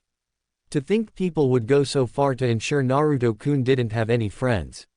Looking into Guy's eyes, Hiruzen shook his head sadly. "I'll need to recall Jeriah for this. He's far better with seals than I am, I'm afraid. When she wakes up, tell her to avoid contact with Naruto for a while and not to think about what triggered this reaction. It's for her own good. I'll tell Jeriah to return as quickly as he can. Hopefully he doesn't dilly-dally for his own perverse habits like he's wont to do." The eccentric Jonin nodded his head. "Please do so. And if he decides to take any detours on the way, please let him know that I'll personally punish him. He may be a Sanin in this village's spymaster, but that will not exempt him from punishment should he act in an unyouthful manner. Tenten is one of my precious students and I don't like seeing her harmed like this." The aged Sandaime Hokage nodded before motioning for him to leave. "I assure you Guy that Jeriah will be here within the week. He knows better than to cross me when I give him an order." "Thank you, Hokage-sama," Guy said before returning to his other students where he laid Tenten down against the wall. Such an unyouthful act must not go unpunished, he said to himself as he thought about who might have put such a thing on his student, hoping dearly it wasn't who he thought it was. Naruto, meanwhile, frowned as he looked at his once friend. So, they did do something after all. Doesn't that just figure? He thought to himself with a sigh. What the hell was all that about Naruto? Sasake questioned, narrowing her eyes on her friend. The blonde shook his head and shrugged. Ten-chan and I were friends when we lived in the orphanage together. It seems, someone wanted to keep her from associating with me. But why, Naruto? It's obvious something was done to her, but my question is why? What is it that makes people hate you so much? Naruto shook his head, his expression solemn. I'll tell you later, Sasuke. Not here. Not in front of all these people. Karin piped up at this point. So, it is like I figured then, she said quietly, only being heard by Naruto and his team. Looking into her new friend's eyes, she offered him a sympathetic smile. You've had it rough, haven't you? Before Naruto could say anything in reply, Kakashi made his presence heard. I'm afraid this subject is something best not discussed so openly. If Naruto wishes to discuss it later in a private setting, that's his prerogative. For now, it's best to drop this subject. Despite his dislike of his sensei, Naruto had to admit he was thankful to him at this point. Nodding his head slowly, the whiskered youth smiled at his friends and said, I promise I'll talk to you about this later. Right now, let's just focus on the rest of these matches and study them. You never know who we might end up against in the finals. Naruto's right. Focus on the matches for now. Kakashi said in agreement with his student. Though I wish he wouldn't make such promises. It's best to keep knowledge of the Kyuubi close to the chest. Fu vs. Sasuke Uchiha. When Naruto looked at who would be Sasuke's opponent, he frowned when he heard the Kyuubi chuckling in his head. What's so funny, Kurama-sensei? Kurama's chuckling slowly came to a stop before he began to speak. That Fu girl. She houses another of my brethren, the Nanabi. If that girl's able to tap into my sister's power, then your friend doesn't stand a chance. Frowning at this, Naruto looked at Sasuke, who had already ventured down to the arena below. Shit. What should I do, Kurama-sensei? Nothing. Just let this play out how it will and hope Nanabi's Jinchuriki isn't the bloodthirsty type. I highly doubt she is, considering the Nanabi's temperament. If anyone's the bloodthirsty type, it's Ikibi's container, that Gaara kid. Ikibi's always been a bit unstable, but that kid just reeks of bloodlust. I'd steer clear of that one until you've improved some. Kurama advised. Looking at Gaara, Naruto frowned and shook his head. Damn, what the hell are so many Jinchuriki doing here? Something about this just doesn't feel right. Your guess is as good as mine, Kit. For now, focus on the fight and pay attention to everything this Fu girl can do. It's already a given she's going to win this fight, so I want you to be prepared in case you have to fight her in the future. Got it. I hate to see Sasuke lose like this though. Naruto thought with a frown as he watched the proctor announce the match. You can't win 'em all, Kit. You'd be a fool to think yourself invincible. Hopefully her loss here will help Sasuke learn a little humility and prove to her that just because she's an Uchiha, it doesn't mean everything is always going to go her way. It's like that time when you two were fighting that ice girl, Haku. Sasuke couldn't defeat that opponent, and yet it did nothing to curb Sasuke's attitude. This should hopefully have the effect she so desperately needs. Something about what Kurama had just said struck Naruto as odd. Wait, girl. I thought Haku was a guy. Chuckling could be heard coming from the Kyuubi at this point. No, Kit, Haku was a girl. She tricked you. Well, damn. Not much else I can say about that. I knew she was way too pretty to be a guy, but... Yeah, just focus on the fight, playboy. Kurama teased, much to Naruto's embarrassment. Sure enough, the fight had begun while they were talking. Sasuke had attempted a great fireball technique, but Fu had simply flown over it. Looking at her airborne opponent, Sasuke frowned as she tried to figure out what kind of technique allowed for such a thing. Before she could react, Fu released a bright, glowing mist of some kind that blinded her, causing her to wince in pain. Shit, how am I supposed to fight if I can't see her? Before Sasuke could devise some kind of strategy for fighting her airborne opponent, she felt a hard blow to the gut that caused her to spit up a glob of saliva. Shit, she said quietly as she stumbled back a few steps, the pain in her gut not lessening in the slightest. I'm sorry, but you should just give up, Uchiha-san. You can't win, Fu said in an effort to convince her opponent to forfeit the match. I don't want to hurt you anymore if I can avoid it. Scowling at this, Sasuke opened her eyes, Sharingan blazing as she looked at her opponent. I refuse to quit. I need to move forward. I can't let you beat me here, she exclaimed before throwing a few shuriken at Fu. She was shocked when her shuriken just bounced harmlessly off of her opponent. How? You don't need to know. Suffice it to say, you can't beat me, Uchiha-san. That's all I'll say, the mint-haired girl said before she took to the sky again. Once she was airborne, she held up a single-hand seal before opening her mouth and spitting out a water bullet, the speed of which worried Sasuke slightly as she did a backflip to avoid the technique. However, when she looked up, she saw several more water bullets flying at her. The female Uchiha cursed as she dodged one after another, only to slip when she landed on some of the water left over from Fu's attacks. Needless to say, this gave Fu her opening and she took full advantage of it by moving in and hitting Sasuke in the back of the neck hard enough to knock her out. As Sasuke crumpled to the floor, Fu breathed out a sigh of relief before she made her way back to her sensei. Kakashi sighed as he collected his student and laid her against the wall. Well, at least one of you made it through to the finals. I fully expected Sasuke to make it through as well, but you can't win 'em all. Naruto shook his head at that and said, she was just unlucky this time around. I'm sure that Sasuke will succeed next time. Right now, I just hope I don't up in the finals. I'm a bit nervous, to be honest with you. Karin frowned at hearing this before she wrapped Naruto in a hug. You'll do great, Naruto-kun. I'm sure of it. Besides, you'll probably have some time to train between now and the finals, so I'm positive you'll only get stronger. Have a little more confidence in yourself. The whiskered blonde nodded slowly as he hugged his clanmate back. Thanks, Karin-chan. Still, it's going to be tough.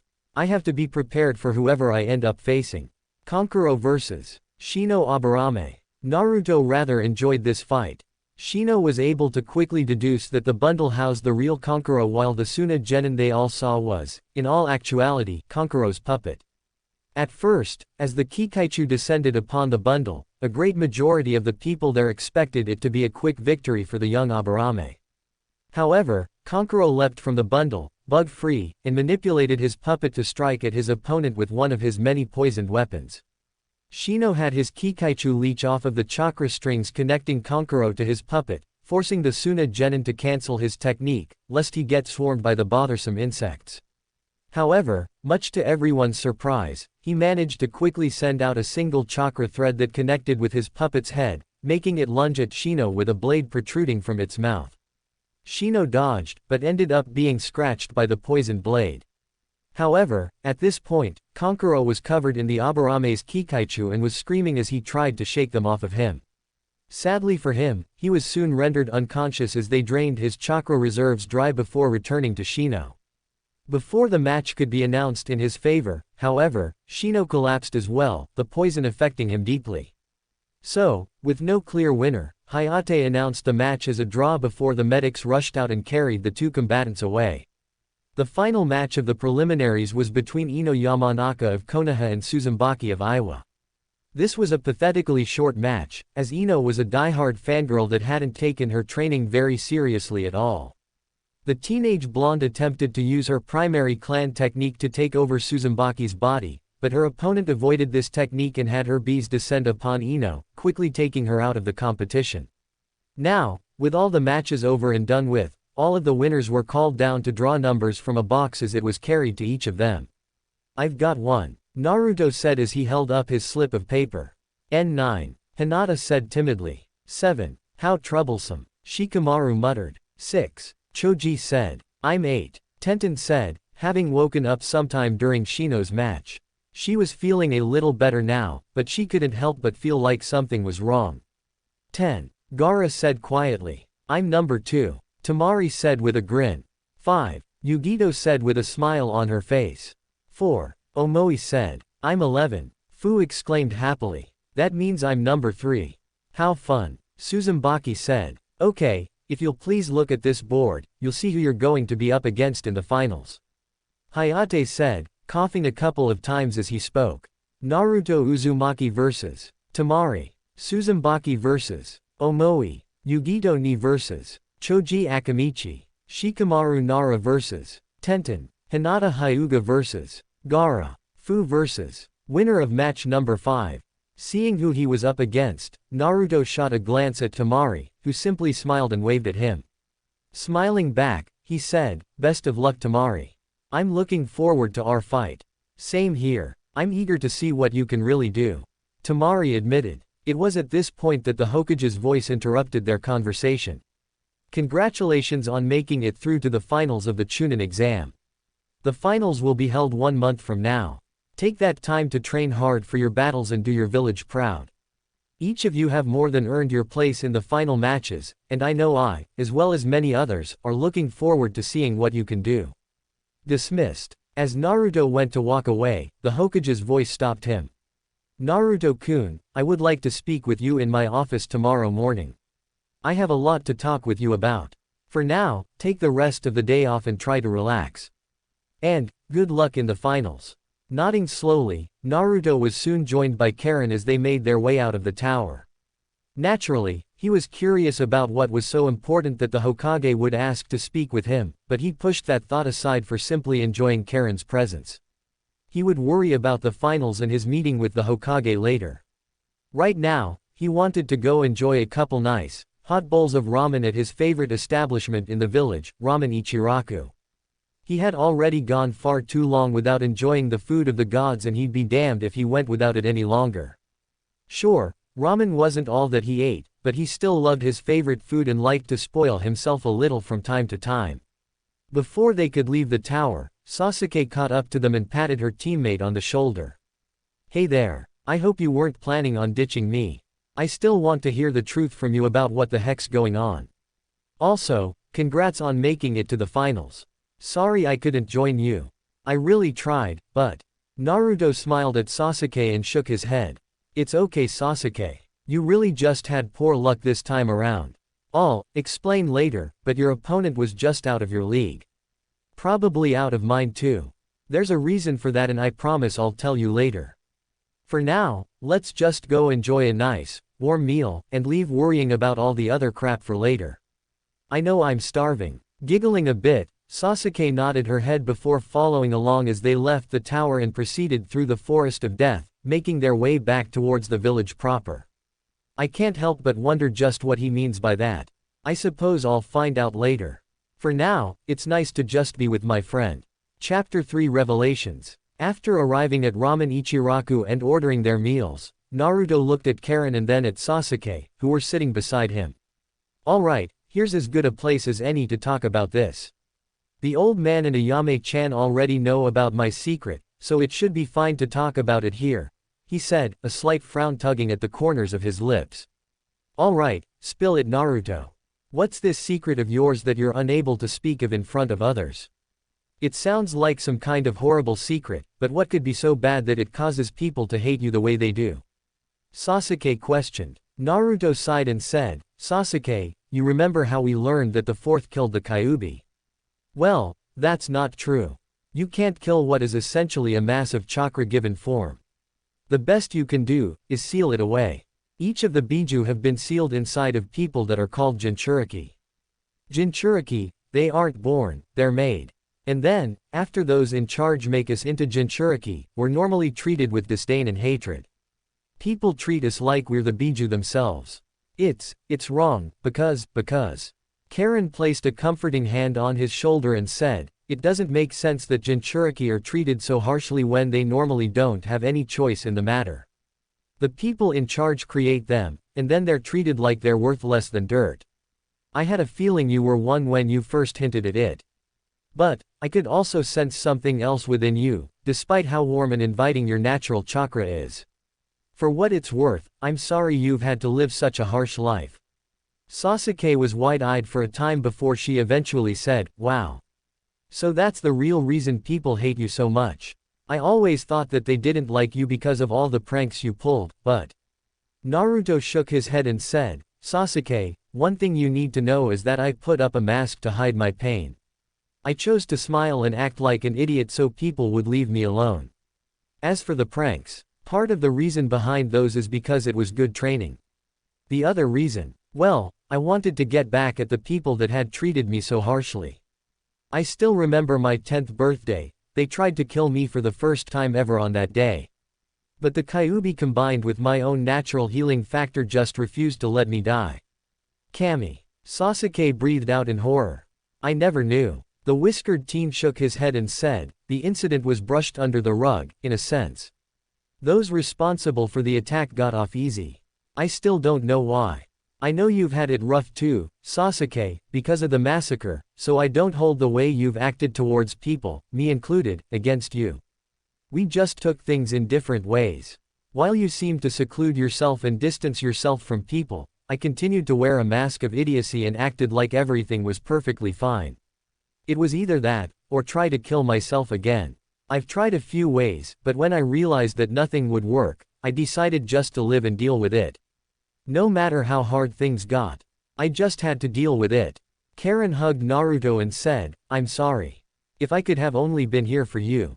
Naruto shook his head and asked a rhetorical question, "Did you know that I didn't even learn about why I was so hated until I failed the academy's exam for the 3rd time? I had to learn from a traitor to the village that I contained the Kyuubi, rather than being told by the Hokage or someone else I felt I could trust.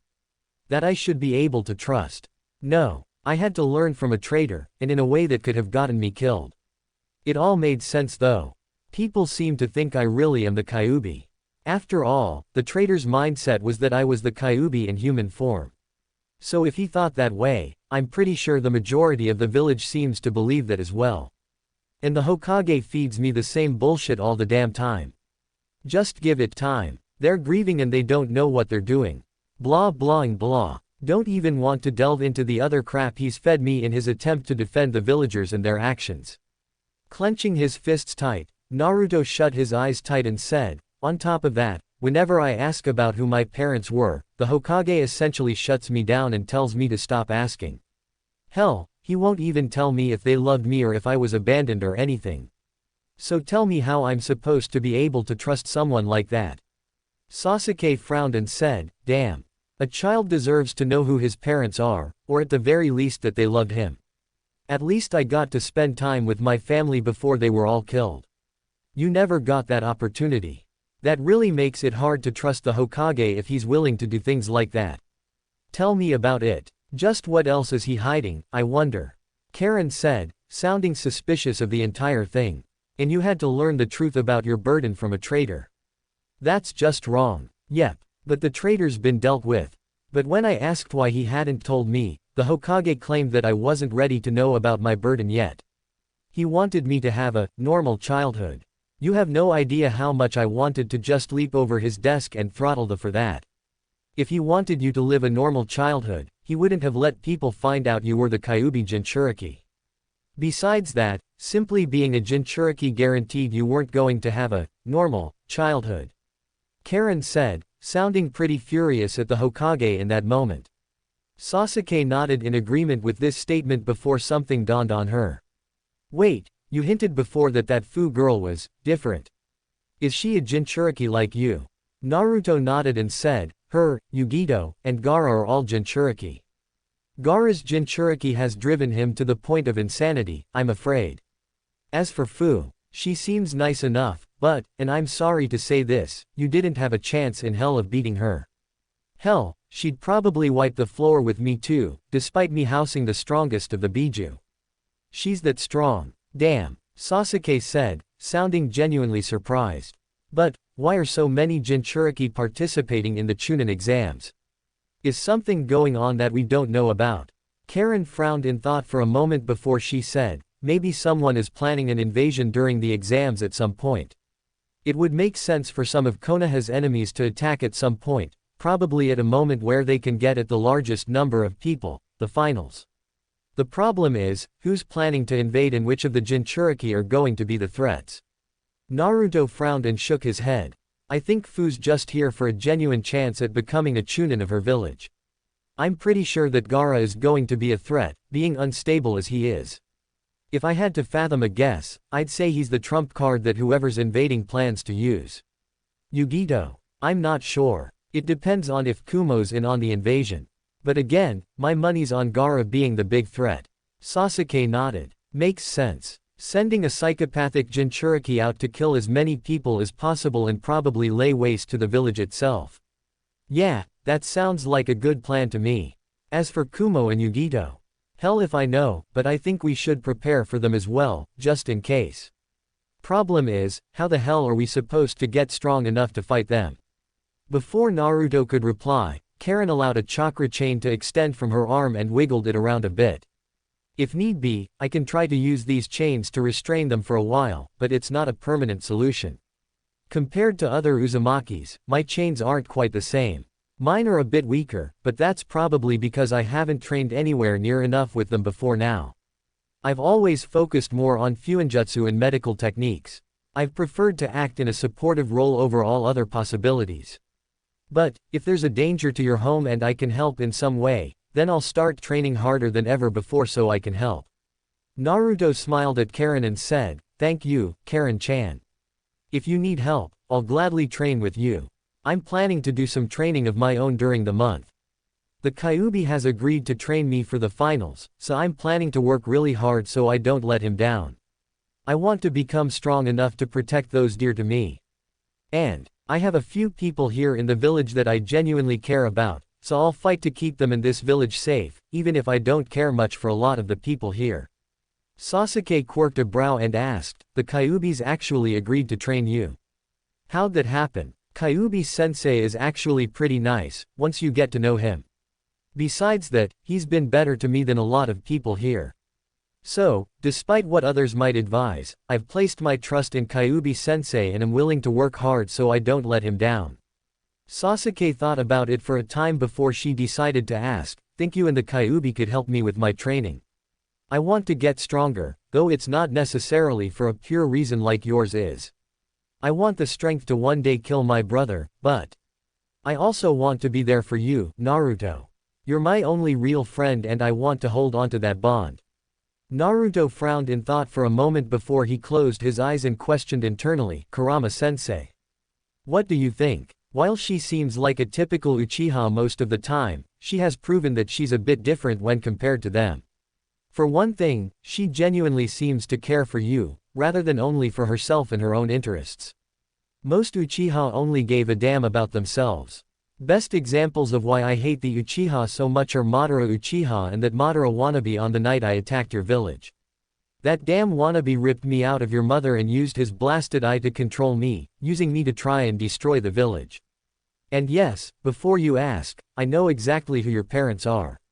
If that old monkey doesn't tell you tomorrow morning when you see him, I'll tell you then. Just know that I'm not fond of either of your parents. Anyways, I got off topic for a bit there.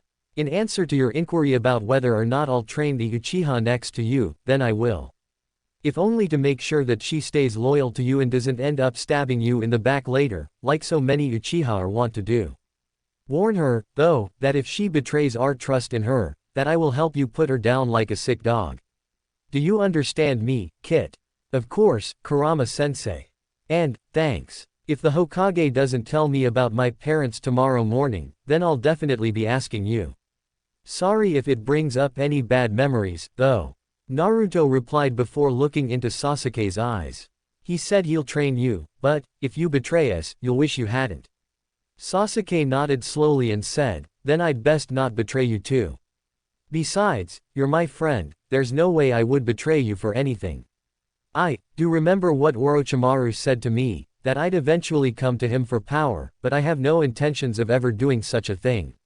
Not so long as I have you here, Naruto. Naruto blushed a bit and scratched at the tip of his nose as he looked away from her.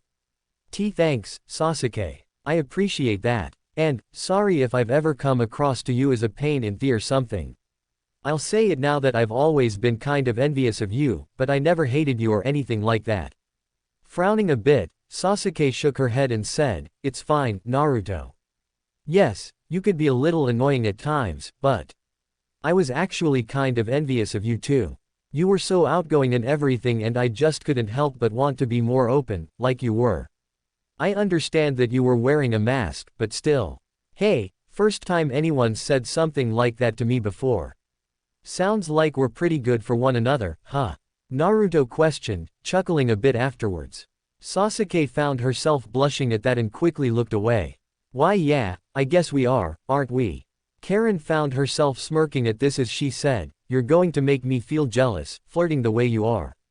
Naruto blinked in confusion and asked, huh? Who's flirting? Sasuke, on the other hand, blushed deeper and shouted out, we're not flirting. Besides, we're both guys. No thank you. Karin smirked wider as she looked Sasuke over. Nope. From where I'm sitting, you're a bona fide woman, Sasuke. So I say you're flirting. The 14-year-old Uchiha looked herself over before crying comically. Right, I forgot. Damn it. Naruto still looked confused for a time until what he had said earlier fully registered in his brain.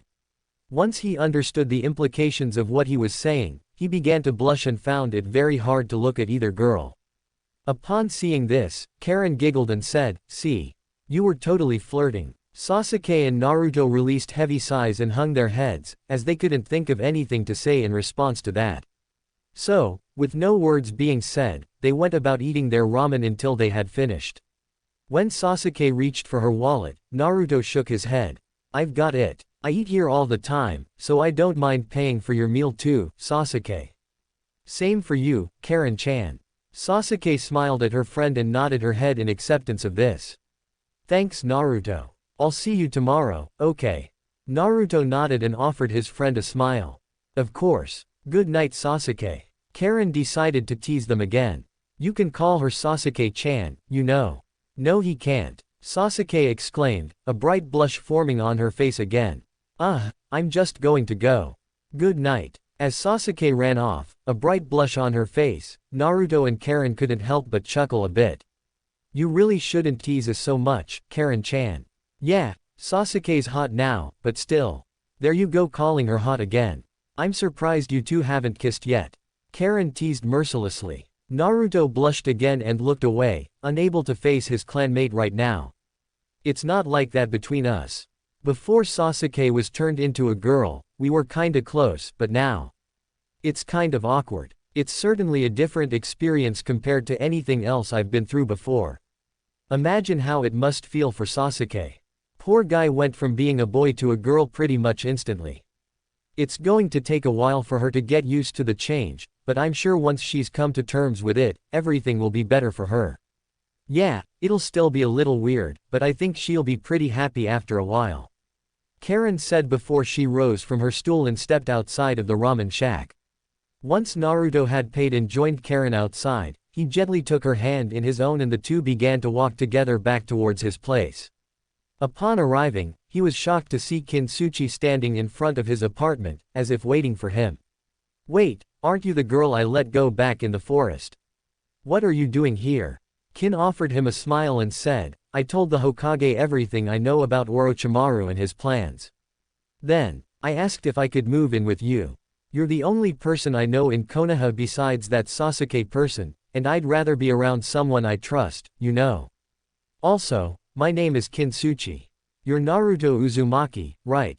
And who's your friend? Karin couldn't help but notice the look sent her way by the ex-Oto Kunoichi. So, she's trying to determine if I'll get in the way of her building a romantic relationship with Naruto-kun, Interesting. I'm Karin Uzumaki, and I happen to like Naruto-kun. We've already kissed too, she said with a smirk on her face. The Ravenet frowned deeply at this and asked, but you're not in an actual relationship yet, are you? The redhead frowned as well and said, not quite yet, but if I have anything to say about it, we will be soon. What? Feeling jealous? Kin was practically growling now. You'll be the jealous one when I snatch him up for myself, she said before walking up to Naruto and wrapping her arms around his free arm, bringing his arm snugly between hers. I saw him first, after all. Naruto, upon realizing that he was stuck in the middle of a territorial dispute between two beauties, couldn't help but blush deeply to himself while an awkward smile formed on his face. Ladies, calm down, please. Karin glared at Naruto for a moment before returning her gaze to Kin. Maybe so, but, as I said, I've had his first kiss. I'd say we have something far more special between us than your feeble connection with him.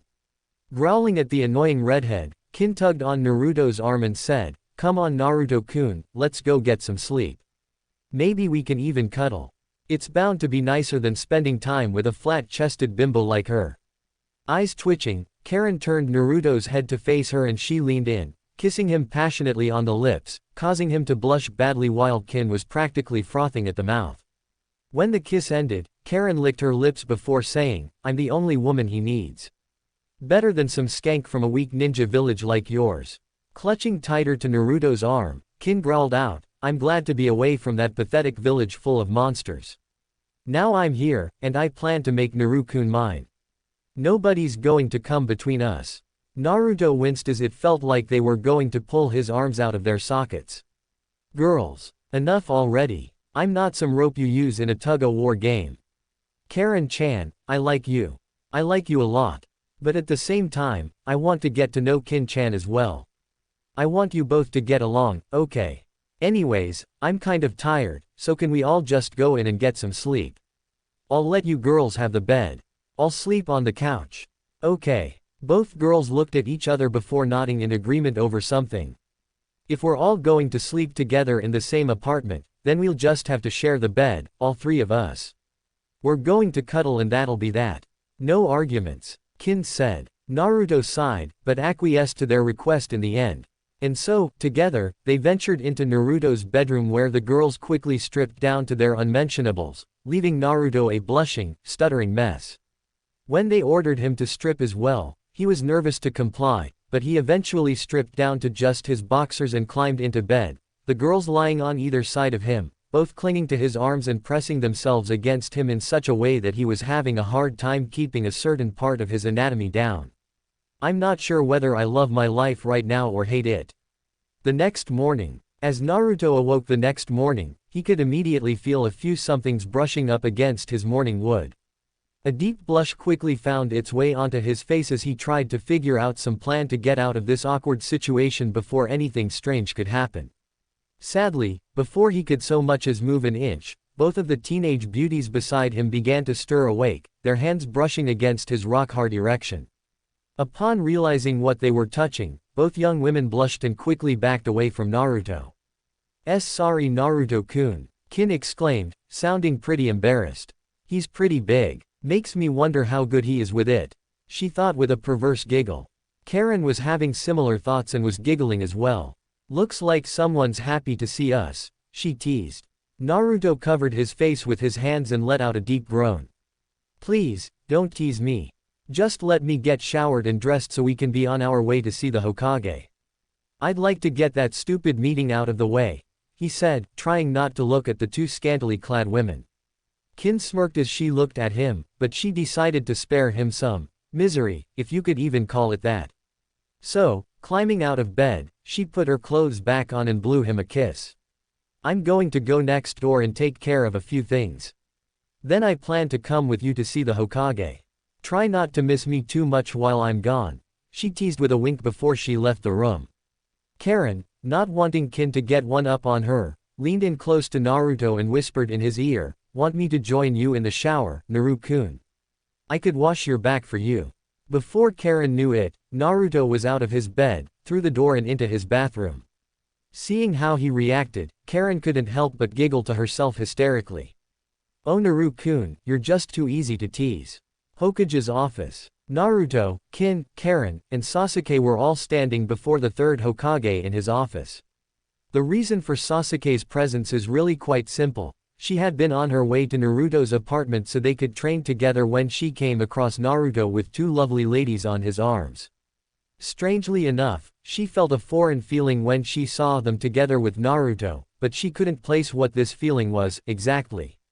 So, pushing that aside, she chose to walk with them to the Hokage's tower and then his office, willing to wait to train until after the meeting. Looking around at the four in his office, Hiruzen frowned for a moment and said, I was under the impression that it would just be the two of us, Naruto-kun. Naruto shook his head and said, I trust them, Hokage-sama. I'm sure that whatever you wanted to talk to me about will be safe with them.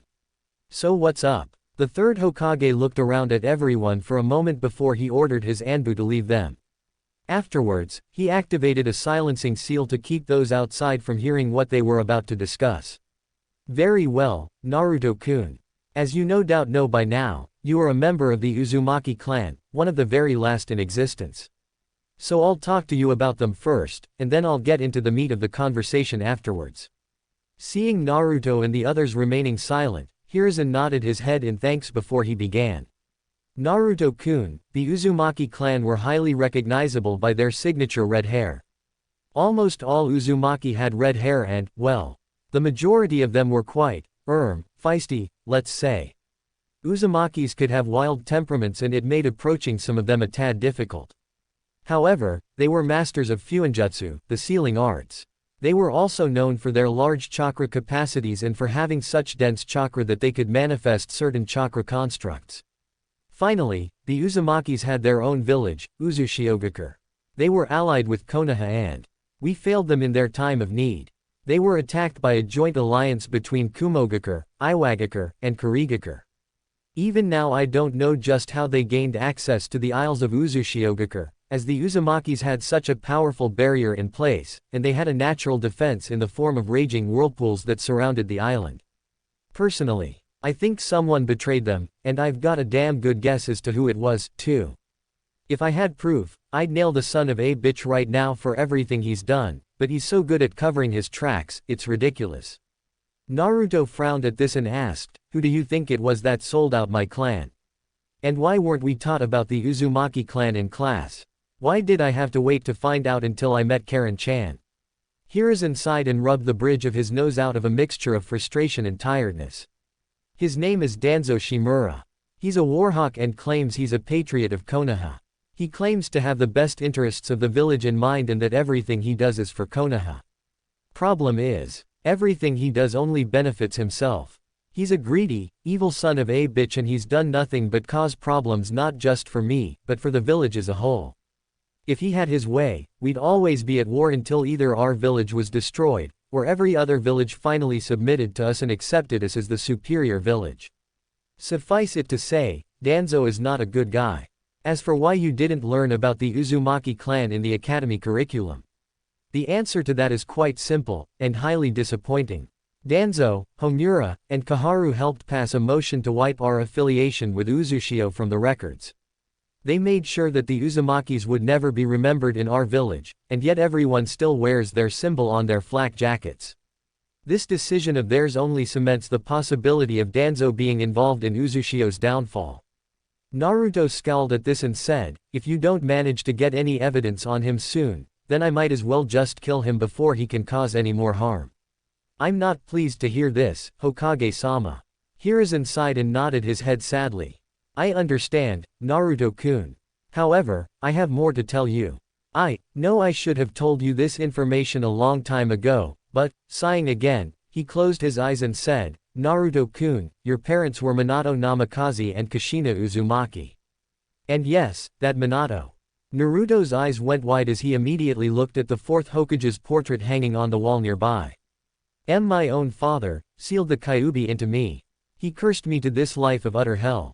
Why? The third sighed and shook his head sadly. Naruto-kun, I can't begin to explain the reason behind Minato's decision. I'm not him, and I cannot understand the way he thinks, or rather, thought. However, I am quite positive that your mother would never have wanted to seal the Kyuubi within you. She's the type of person that would rather have taken the beast with her to the grave. I'm pretty sure Minato convinced her somehow that sealing the Kyuubi within you was the best thing they could do at the time. I know he would have preferred for the village to see you as a hero, but I'm sad to say, your father was a naive fool sometimes and placed far too much faith in the villagers. Sighing again, Hiruzen looked up at the ceiling and said, unfortunately, only an Uzumaki can safely contain the Kyuubi. And, you were the only healthy Uzumaki in the village at the time. Your mother was dying after the Kyuubi escaped its seal. I highly suspect that there was foul play involved and someone found where they were hiding out while Kushina gave birth to you. Whoever it was must have done something and extracted the Kyuubi from your mother. I don't know why anyone would do such a thing, or who would have such a vendetta against Konoha that they'd unleash that beast on our village, but whatever the case, what's done is done.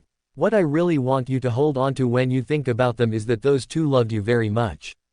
They were so excited to give birth to you. They were positively giddy at the thought of raising you and being a happy family. I wish they could have been here to do just that. But they aren't. All because of the events of that night. Naruto remained silent for a while, just trying to process everything he had just learned. Before he could utter a word, however, Sasuke spoke up. So why are you only just now telling Naruto about his parents? Shouldn't this conversation have taken place ages ago? The whiskered youth looked Hiruzen in the eyes, waiting to hear his answer to that question. In truth, I didn't feel Naruto-kun was ready to hear such information. I worried that he might go shouting it from the rooftops that he's the son of the fourth. Can you imagine the shitstorm that would have followed such a declaration? No, I decided to keep such information to myself, waiting for the day that Naruto-kun would be ready for such information. Did you really have such little faith in me, Hokage-sama? Naruto bit out harshly. I've never been stupid. I wouldn't have gone around screaming that to the people of the village. They'd claim I was lying and probably beat me worse than usual for daring to spit out such a lie. And before you say anything, that act of idiocy and smiling all the time. That was my mask. I'm a lot smarter than I've let on, and it bothers me that you couldn't see past that. You should have told me that my parents loved me, at the very least. Hiruzen frowned at hearing this and asked, How come you never confided all of this in me, Naruto-kun? If you had just been honest with me. Naruto scoffed at this and asked, like you've been honest with me. I'm sorry, Hokage-sama, but I knew you were lying to my face every single time I asked about my parents. On top of that, you lied about why the people hated me so much. You claimed not to know, when you knew very well what was going on. How could I trust you? You claimed to have had my best interests in mind, but you clearly didn't. The third Hokage sighed and shook his head. Regardless, he said, trying to change the topic, what's done is done. I was going to tell you that I believe it's time you received your inheritance from your parents. This includes their home in the clan district. I'll escort you there now so you know where it is and can get moved in. Kin and Karin have already expressed an interest in moving in with you before, so if you're willing to have them, there is plenty of room for the both of them. Naruto decided to just let the matter drop, since it was obvious that Hiruzen didn't want to talk about his failures any longer. Karin and Kin, however, narrowed their eyes at the Hokage and couldn't help but feel disgust just being around him. Sasuke, meanwhile, wasn't sure what to think. After all, if he would hide such things from Naruto, could he be hiding even more that she didn't know about? She certainly had her suspicions. Still, they followed after the third until they reached Naruto's new home. Staring at it through the gate, he couldn't help but be in awe. Wow! He breathed out. It's amazing. That it is, Naruto-kun. Now, there is a seal on the gate that's attuned to the blood of your parents. They left it open, in a sense, for your blood to work as well. They included that after it was confirmed that Kushina was pregnant with you. So, simply use a bit of your blood to open the gate and we can go inside. You'll have to key in Karin and Kin so they can have access as well, so you'll definitely want to begin studying your parents' Fuinjutsu books. Hiruzen explained with a smile. Makes sense. Alrighty then, here we go. Naruto said before he bit his thumb hard enough to draw blood. Smearing a bit of blood on the seal, he watched as the gate swung open, allowing them entrance into his compound. Hiruzen led them up to the door and withdrew a key from his pocket. Unlocking the front door, he allowed the genin to enter before he did. Once inside, he looked around with a nostalgic smile on his face. It's been quite some time since I was last here. It still looks the same as it did before they passed away. Karin looked around and said, it looks like seals are in place to prevent dust from accumulating and to withstand the passage of time. Pretty impressive work. I wonder though, which of them designed these seals?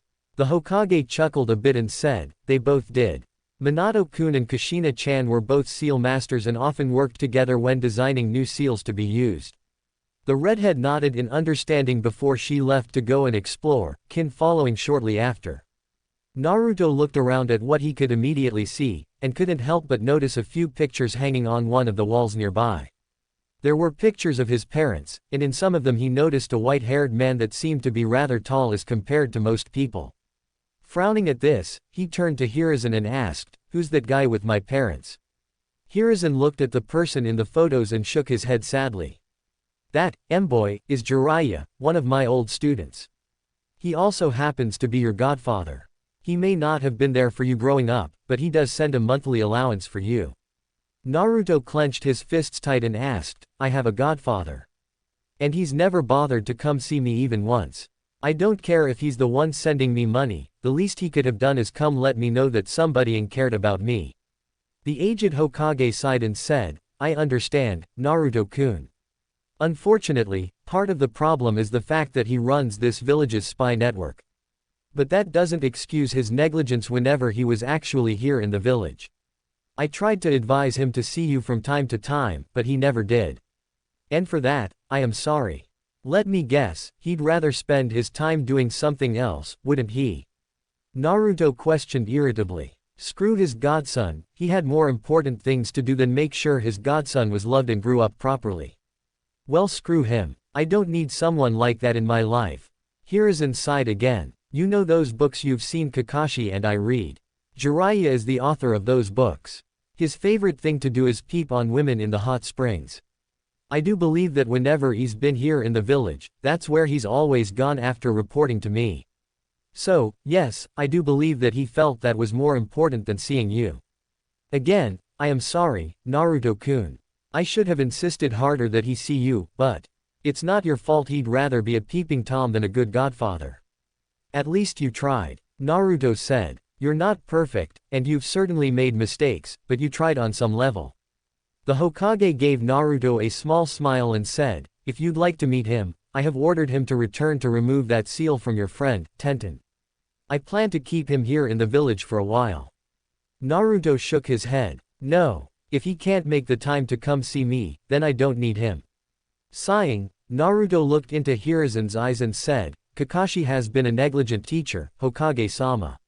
He focused primarily on Sasuke and ignored Sakura and me. All he's taught the two of us is the tree climbing exercise. He's also tried to drill in us the importance of teamwork, but...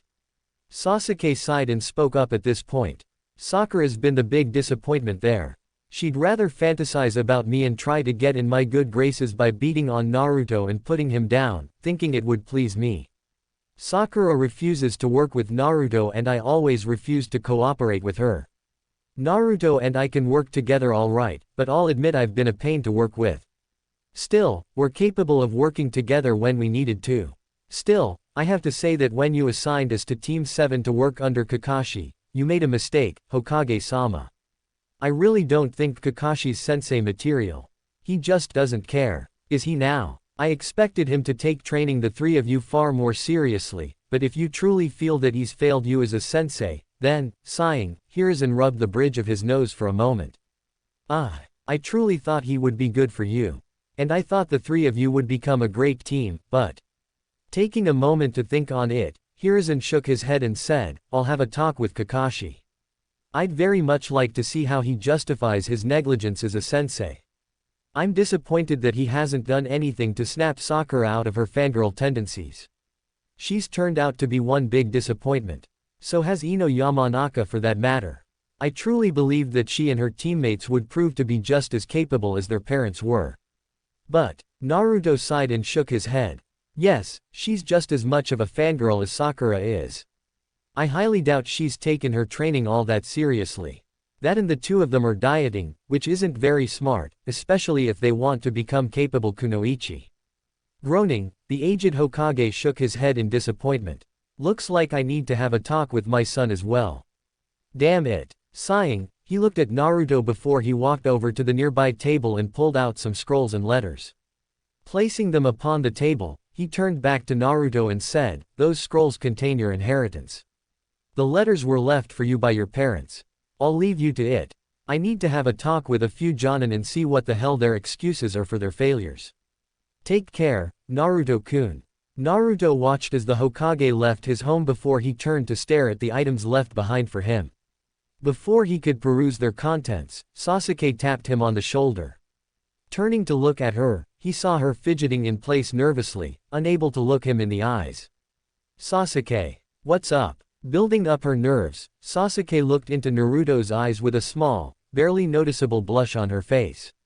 Naruto. I'm tired of living on my own in the Uchiha compound, in the house where my parents died.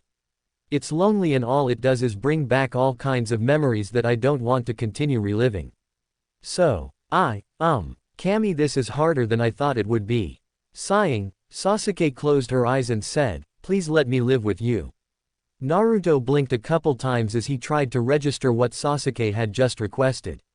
When it finally pieced together in his mind, he blushed and looked anywhere but at her. Scratching lightly at the tip of his nose, he said, sure. I don't have a problem with that. It certainly looks like I've got plenty of room here, so I don't see anything wrong with your request. But, are you sure? Knowing what you do about me now, you have to know that the people won't take you living with me very well. Sasuke scowled at this and flicked her friend in the nose. Do you think I care about what they think? All they do is try to suck up to me and it's annoying as hell. If they try to convince me to move out, I'll just tell them to off. I like you, Naruto. You're my best friend and I'd feel better if I stayed here with you than living on my own a moment longer. So if you're willing to put off reading those letters for a bit, let's go get my things so I can get moved in. Sure. Just let me ask Karin-chan something real quick. Naruto replied before he prepared to go off in search of Karin. He didn't need to leave the room, however, as both Karin and Kin came into the room just seconds later. This isn't a normal house, it's way too big. It's like a damn mansion. Kin exclaimed excitedly. I can just tell I'm going to love it here. Naruto chuckled a bit and nodded his head in agreement. I'm looking forward to living here as well.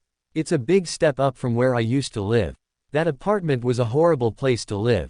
Speaking of your apartment, we need to go get everything packed up and moved in here.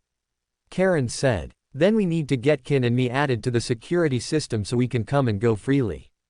Speaking of which, I was hoping you could help me figure out the seal so we can link you three into the security system. Right now, without training in Fuinjutsu, I have no idea how to do that. Naruto said a bit awkwardly. I was also hoping you could help me learn Fuinjutsu. My parents were obviously skilled in that art, so I'd like to become even better than them at it. Karin smiled at him and nodded her head. Of course I'll help. As for altering the security seals to allow all of us here entry and exit to your lovely estate, that should be easy enough to do. Just leave it to me, Naru-kun. Thank you. Now, let's go get everything packed so we can officially get moved in here. Everyone nodded in agreement before they left the house, locking it with the key that Hiruzen had left behind with the letters and scrolls. Together, they set off for Naruto's apartment first, as he wouldn't have all that much to move as compared to Sasuke. As they walked through the village in the direction of Naruto's apartment, they couldn't help but notice the looks the villagers were sending their way. They also began to hear what they were saying, and it caused all of them to scowl. Naruto sighed and shook his head in disappointment. And now they believe I've enslaved you girls and turned you into my pleasure slaves or whatever. How stupid can these people get? Very, apparently. Sasuke said, shooting a nasty glare at some of the villagers to make them shut up. It looks like they don't know I've turned into a girl, yet. I wonder how they'd react to that news. Karin giggled a bit and said, you could just shout it out from the rooftops that you're a girl now, if you want to. Who knows? It might just work. Sasuke sighed and shook her head. I'd really rather not. Who knows how these idiots will react if I were to suddenly shout something like that at random. Kin giggled and nodded her head in agreement. Knowing how stupid people can be, they'd probably be in denial and claim you were slandering Sasuke's good name. Unless it's thrust right in their faces by the people in charge, they'll never believe you've turned into a girl. The young Uchiha sighed and shook her head. I'll never understand how people can be that damn stupid. They just are. Let's hurry up and go get our things packed so we can move into my new home together. I don't want to deal with any of their bullshit today. Naruto said as he quickened his pace, leaving the others to hurry after him. They really bother you sometimes, don't they, Naruto-kun? Kin questioned, sounding fairly upset. Naruto shut his eyes for a moment before saying, sometimes, yes they do. I can usually just brush their crap off, but there are times where it just gets to me. Know what I mean? I've never personally experienced something like that, but I'd like to say I understand. I am sorry you've had to deal with all of this before. Karin said as she hugged onto one of his arms, holding it snugly between her buttings. Thanks, but it's okay. Well, as okay as it can be, I suppose. Naruto said with a shrug. We should hurry up though. I'd like to see what my parents left for me and I'm also looking forward to getting some training in. And with that, everyone nodded in agreement before they hurried off towards Naruto's apartment. The next day, a large, white-haired man with a horned headband with the kanji for oil on it, was currently standing in the Hokage's office, looking at Tenten curiously. His sensei, Hiruzen Sarutobi, had explained the situation to him, and the more he looked at the seal hidden under Tenten's hair, the more his scowl deepened. Tenten, I'm going to need you to sit perfectly still. In order to remove this seal on your head, I need to inscribe seals on your face and chest. The process could take a while, so, despite how you may feel, I need you to remove your top and allow me access to your skin unhampered by your clothes. Tenten frowned at this and asked, do you really need me to take my top off? Can't you, just inscribe the seals on my face or something? Jeriah shook his head and said, no, Tenten. This is no time to be embarrassed. I've seen plenty of women without their tops before, so seeing you without yours won't affect me, I promise. Besides that, when it comes to seals like this, I'm a practiced professional. I'd never delve into some perverse habit if something like this is involved. Nodding slowly, Tenten slowly removed her top and then her bra, a deep blush forming on her face. She couldn't look at either of the two men in the office and instead shut her eyes tight. Just get it over with. Jeriah sighed and slowly nodded his head as he went about drawing the seals on her skin. Seeing as he highly doubted she'd be willing to have her hair shaved off, practically leaving her bald, he needed to inscribe seals on her face, over her eyes, her nose, past her lips, and down to the center of her chest right between hers. By the time he was finished, he put one hand to the seal between hers and then his other on a seal he had placed on her forehead. Here goes nothing. You're likely going to feel some pain, but I need you to push through it. Ready. Right as Tenten went to say that she was ready, Jeriah surprised her by activating the counter seals. Wincing in agony as they went to work, she soon slumped forward against Jeriah. Finishing up, Jeriah watched as the seal atop her head was destroyed. Once it was gone, Jeriah picked up Tenten's bra and shirt and asked for one of the female Anbu hiding in various locations throughout the office to dress Tenten again. After she was, Jeriah let out a sigh and shook his head in disbelief. To think her parents would go so far to ensure Naruto didn't have any friends, even in her. I wonder how she'll react to this. We're about to find out. It looks like she's coming too. Hiruzen said as he watched Tenten slowly sit up and rub at her eyes. How do you feel, Tenten? Tenten groaned a bit and said, I feel different. I can't really describe it. But I remember the face of that boy from the orphanage now. I even remember his name. What I don't understand is why my parents put such a seal on me. They told me it was for my own good, but it hurt when they put it on. Why would they want me to forget Naruto-kun? Jeriah frowned and said, for a reason we can't say. If Naruto wants to tell you himself, that's his choice. However, out of respect for him, we can't tell you or anyone else about his secret. The brunette frowned at this, but nodded her head in understanding. All right, I'll just have to ask him about it then. Hiruzen sighed and shook his head. I'd rather you just let the matter drop. It's his secret to keep, and very few people your age know the secret. Tenten shook her head and said, I think I have the right to know why my parents would go so far to ensure I forgot about my best friend. But that does raise the question of what you're going to do about my parents. After all, isn't doing something like this illegal? Jeriah nodded. Yes, it is. They forced a seal on you without your consent and harmed you in the long run. Sensei, what are you going to do?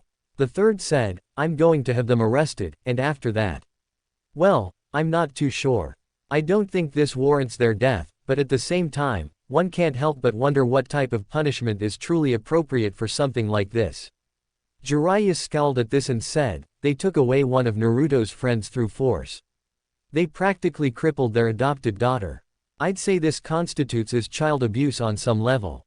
I'd throw them away so they could rot in a jail cell for the rest of their lives. If you don't do something about them, I will. Tenten frowned and said, please, don't kill them. They aren't bad people, just. Hiruzen sighed and shook his head. The best I can do is exactly as Jeriah-kun said, lock them up and throw away the key. It doesn't matter how good they've been to you, they committed a crime and need to pay the price. The brunette sighed, but nodded her head in understanding. I know. Is there any chance I could meet Naruto-kun and see what he's like now? All I've got to go on is my early childhood memories and what little I've seen of him since the beginning of the Chunin Exams, which really wasn't that impressive. The Hokage smiled at her and nodded her head. Of course you can. I warn you that he's got 3 young ladies living with him, one of which is the recently transformed Sasuke Uchiha. Before you get the wrong idea, he's not some lecherous pervert. He's actually a very well-behaved young man, and he's proven to be far smarter than even I expected. And despite everything that he's been through, he's become a fine, young man. I fully expect him to become stronger and stronger in his effort to achieve his dreams and protect those dear to him. I bet he'll surpass me, given enough time, of course. You've really got that much faith in him? Tenten questioned unsurely. I'll admit, it's impressive that he's made his way through to the finals, but. Jeriah shook his head and said, Naruto's been dealt a bad hand in life. His sensei has been a neglectful that couldn't be bothered to train Naruto properly, only focusing on that Uchiha boy, or girl now, I suppose. In the academy, he was being sabotaged, though I don't know why sensei didn't do something about that when he did get proof such a thing was happening. At this, Jeriah glared harshly at Hiruzen before returning his attention to Tenten.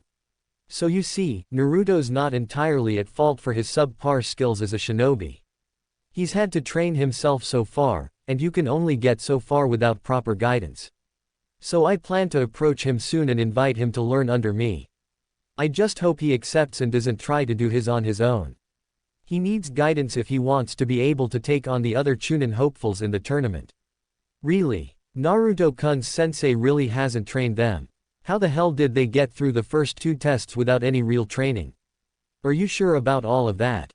'Cause that only makes me more suspicious of what this secret of his could be. Tenten questioned as she folded her arms across her chest. Hiruzen sighed and nodded his head. Yes, Kakashi-kun hasn't been a good sensei to his team. He did nothing to curb Sakura's fangirl tendencies. He didn't reprimand her for her abuse of Naruto-kun. In fact, the only one he bothered to teach at all was Sasuke. I have a feeling he's doing that in an effort to honor his late teammate's memory somehow, but he's failed tremendously as a Jonin sensei. I'm considering removing him as Team 7's sensei and putting someone more capable in charge. I'm also thinking about removing Sakura Haruno from that team and swapping her for someone else. However, I can't seem to figure out who to replace her with and which team I should put her on. Tenten frowned at this and shook her head in disbelief. She's a mockery of a kunoichi. She makes us real kunoichi look bad. I'd simply remove her from the ninja corps entirely, but the choice is yours, Hokage-sama. Now, can someone please take me to Naruto-kun? I want to meet him. Jeriah nodded. Have to say, I agree with you. Enough about that, though. Let's get you over to Naruto-kun's new home. You're going to be surprised, he said, smirking at her as he led her out of the office. Once he was alone again, Hiruzen rubbed at the bridge of his nose and sighed. Jiraiya-kun, you're only going to piss Naruto off more. He wasn't exactly happy when he learned about you. Naruto was currently sparring with Sasuke, as per Kurama's suggestion. He apparently wanted to see what areas the two of them needed to improve in, and watched from a Kyuubi-enhanced shadow clone as the two of them duked it out. Yes, Kurama had instructed Naruto in how to make a shadow clone, puppet, of sorts for Kurama to inhabit and instruct the two of them. Well, for now, as Karin and Kin had both asked him for guidance as well. Damn puppy dog eyes. Whoever invented that cursed technique had best be rotting in hell. After a while, Kurama called a stop to their spar and looked between the both of them. Alright, I do believe I've seen enough, at least in the form of taijutsu. Naruto, we're going to need to get you a proper form of taijutsu that fits your battle style better. Right now you're pretty much a brawler without much real form to speak of. Sasuke, you rely too much on countering an opponent's move, and then when you get frustrated, you seem to throw out all form of combat in effort to strike your opponent by any means necessary. So we'll need to work on your patience and your temper before we really get into the juicy bits of training. Nodding in understanding, they were about to speak when they heard a strange humming sound. Karin, recognizing it for what it was, said, "It looks like we've got company. They're waiting at the front gate." Kurama sighed and said, "Go greet your guests. Once they're gone, I expect you four to work even harder to make up for time lost." "Of course, Kurama-sensei." They each shouted before they walked off to go and greet their guests. However, as they neared the gate, Naruto began to recognize the man standing there and couldn't help but clench his fists tight. "Jeriah, that is your name, right?" he asked as he opened the gate. Jeriah nodded and with a smile, said, "Yep, that's me. Jeriah the Great. How've you been, kid?" The white-haired man blinked at this and asked, "I'm sorry, I didn't quite catch that." "What did you say?" Glaring into Jeriah's eyes, he didn't speak. Instead, he punched the older man in the as hard as he could, watching as he crumpled to the ground in the fetal position as he cradled his jewels. "I said I'm going to make you suffer, you wretched jackass." Tenten could only blink in shock as she watched all of this unfold. Just what the hell did I walk into? Thanks for watching, friends. If you enjoyed this story, please like, share, and subscribe, and tell me your thoughts in the comments. See you in the next video.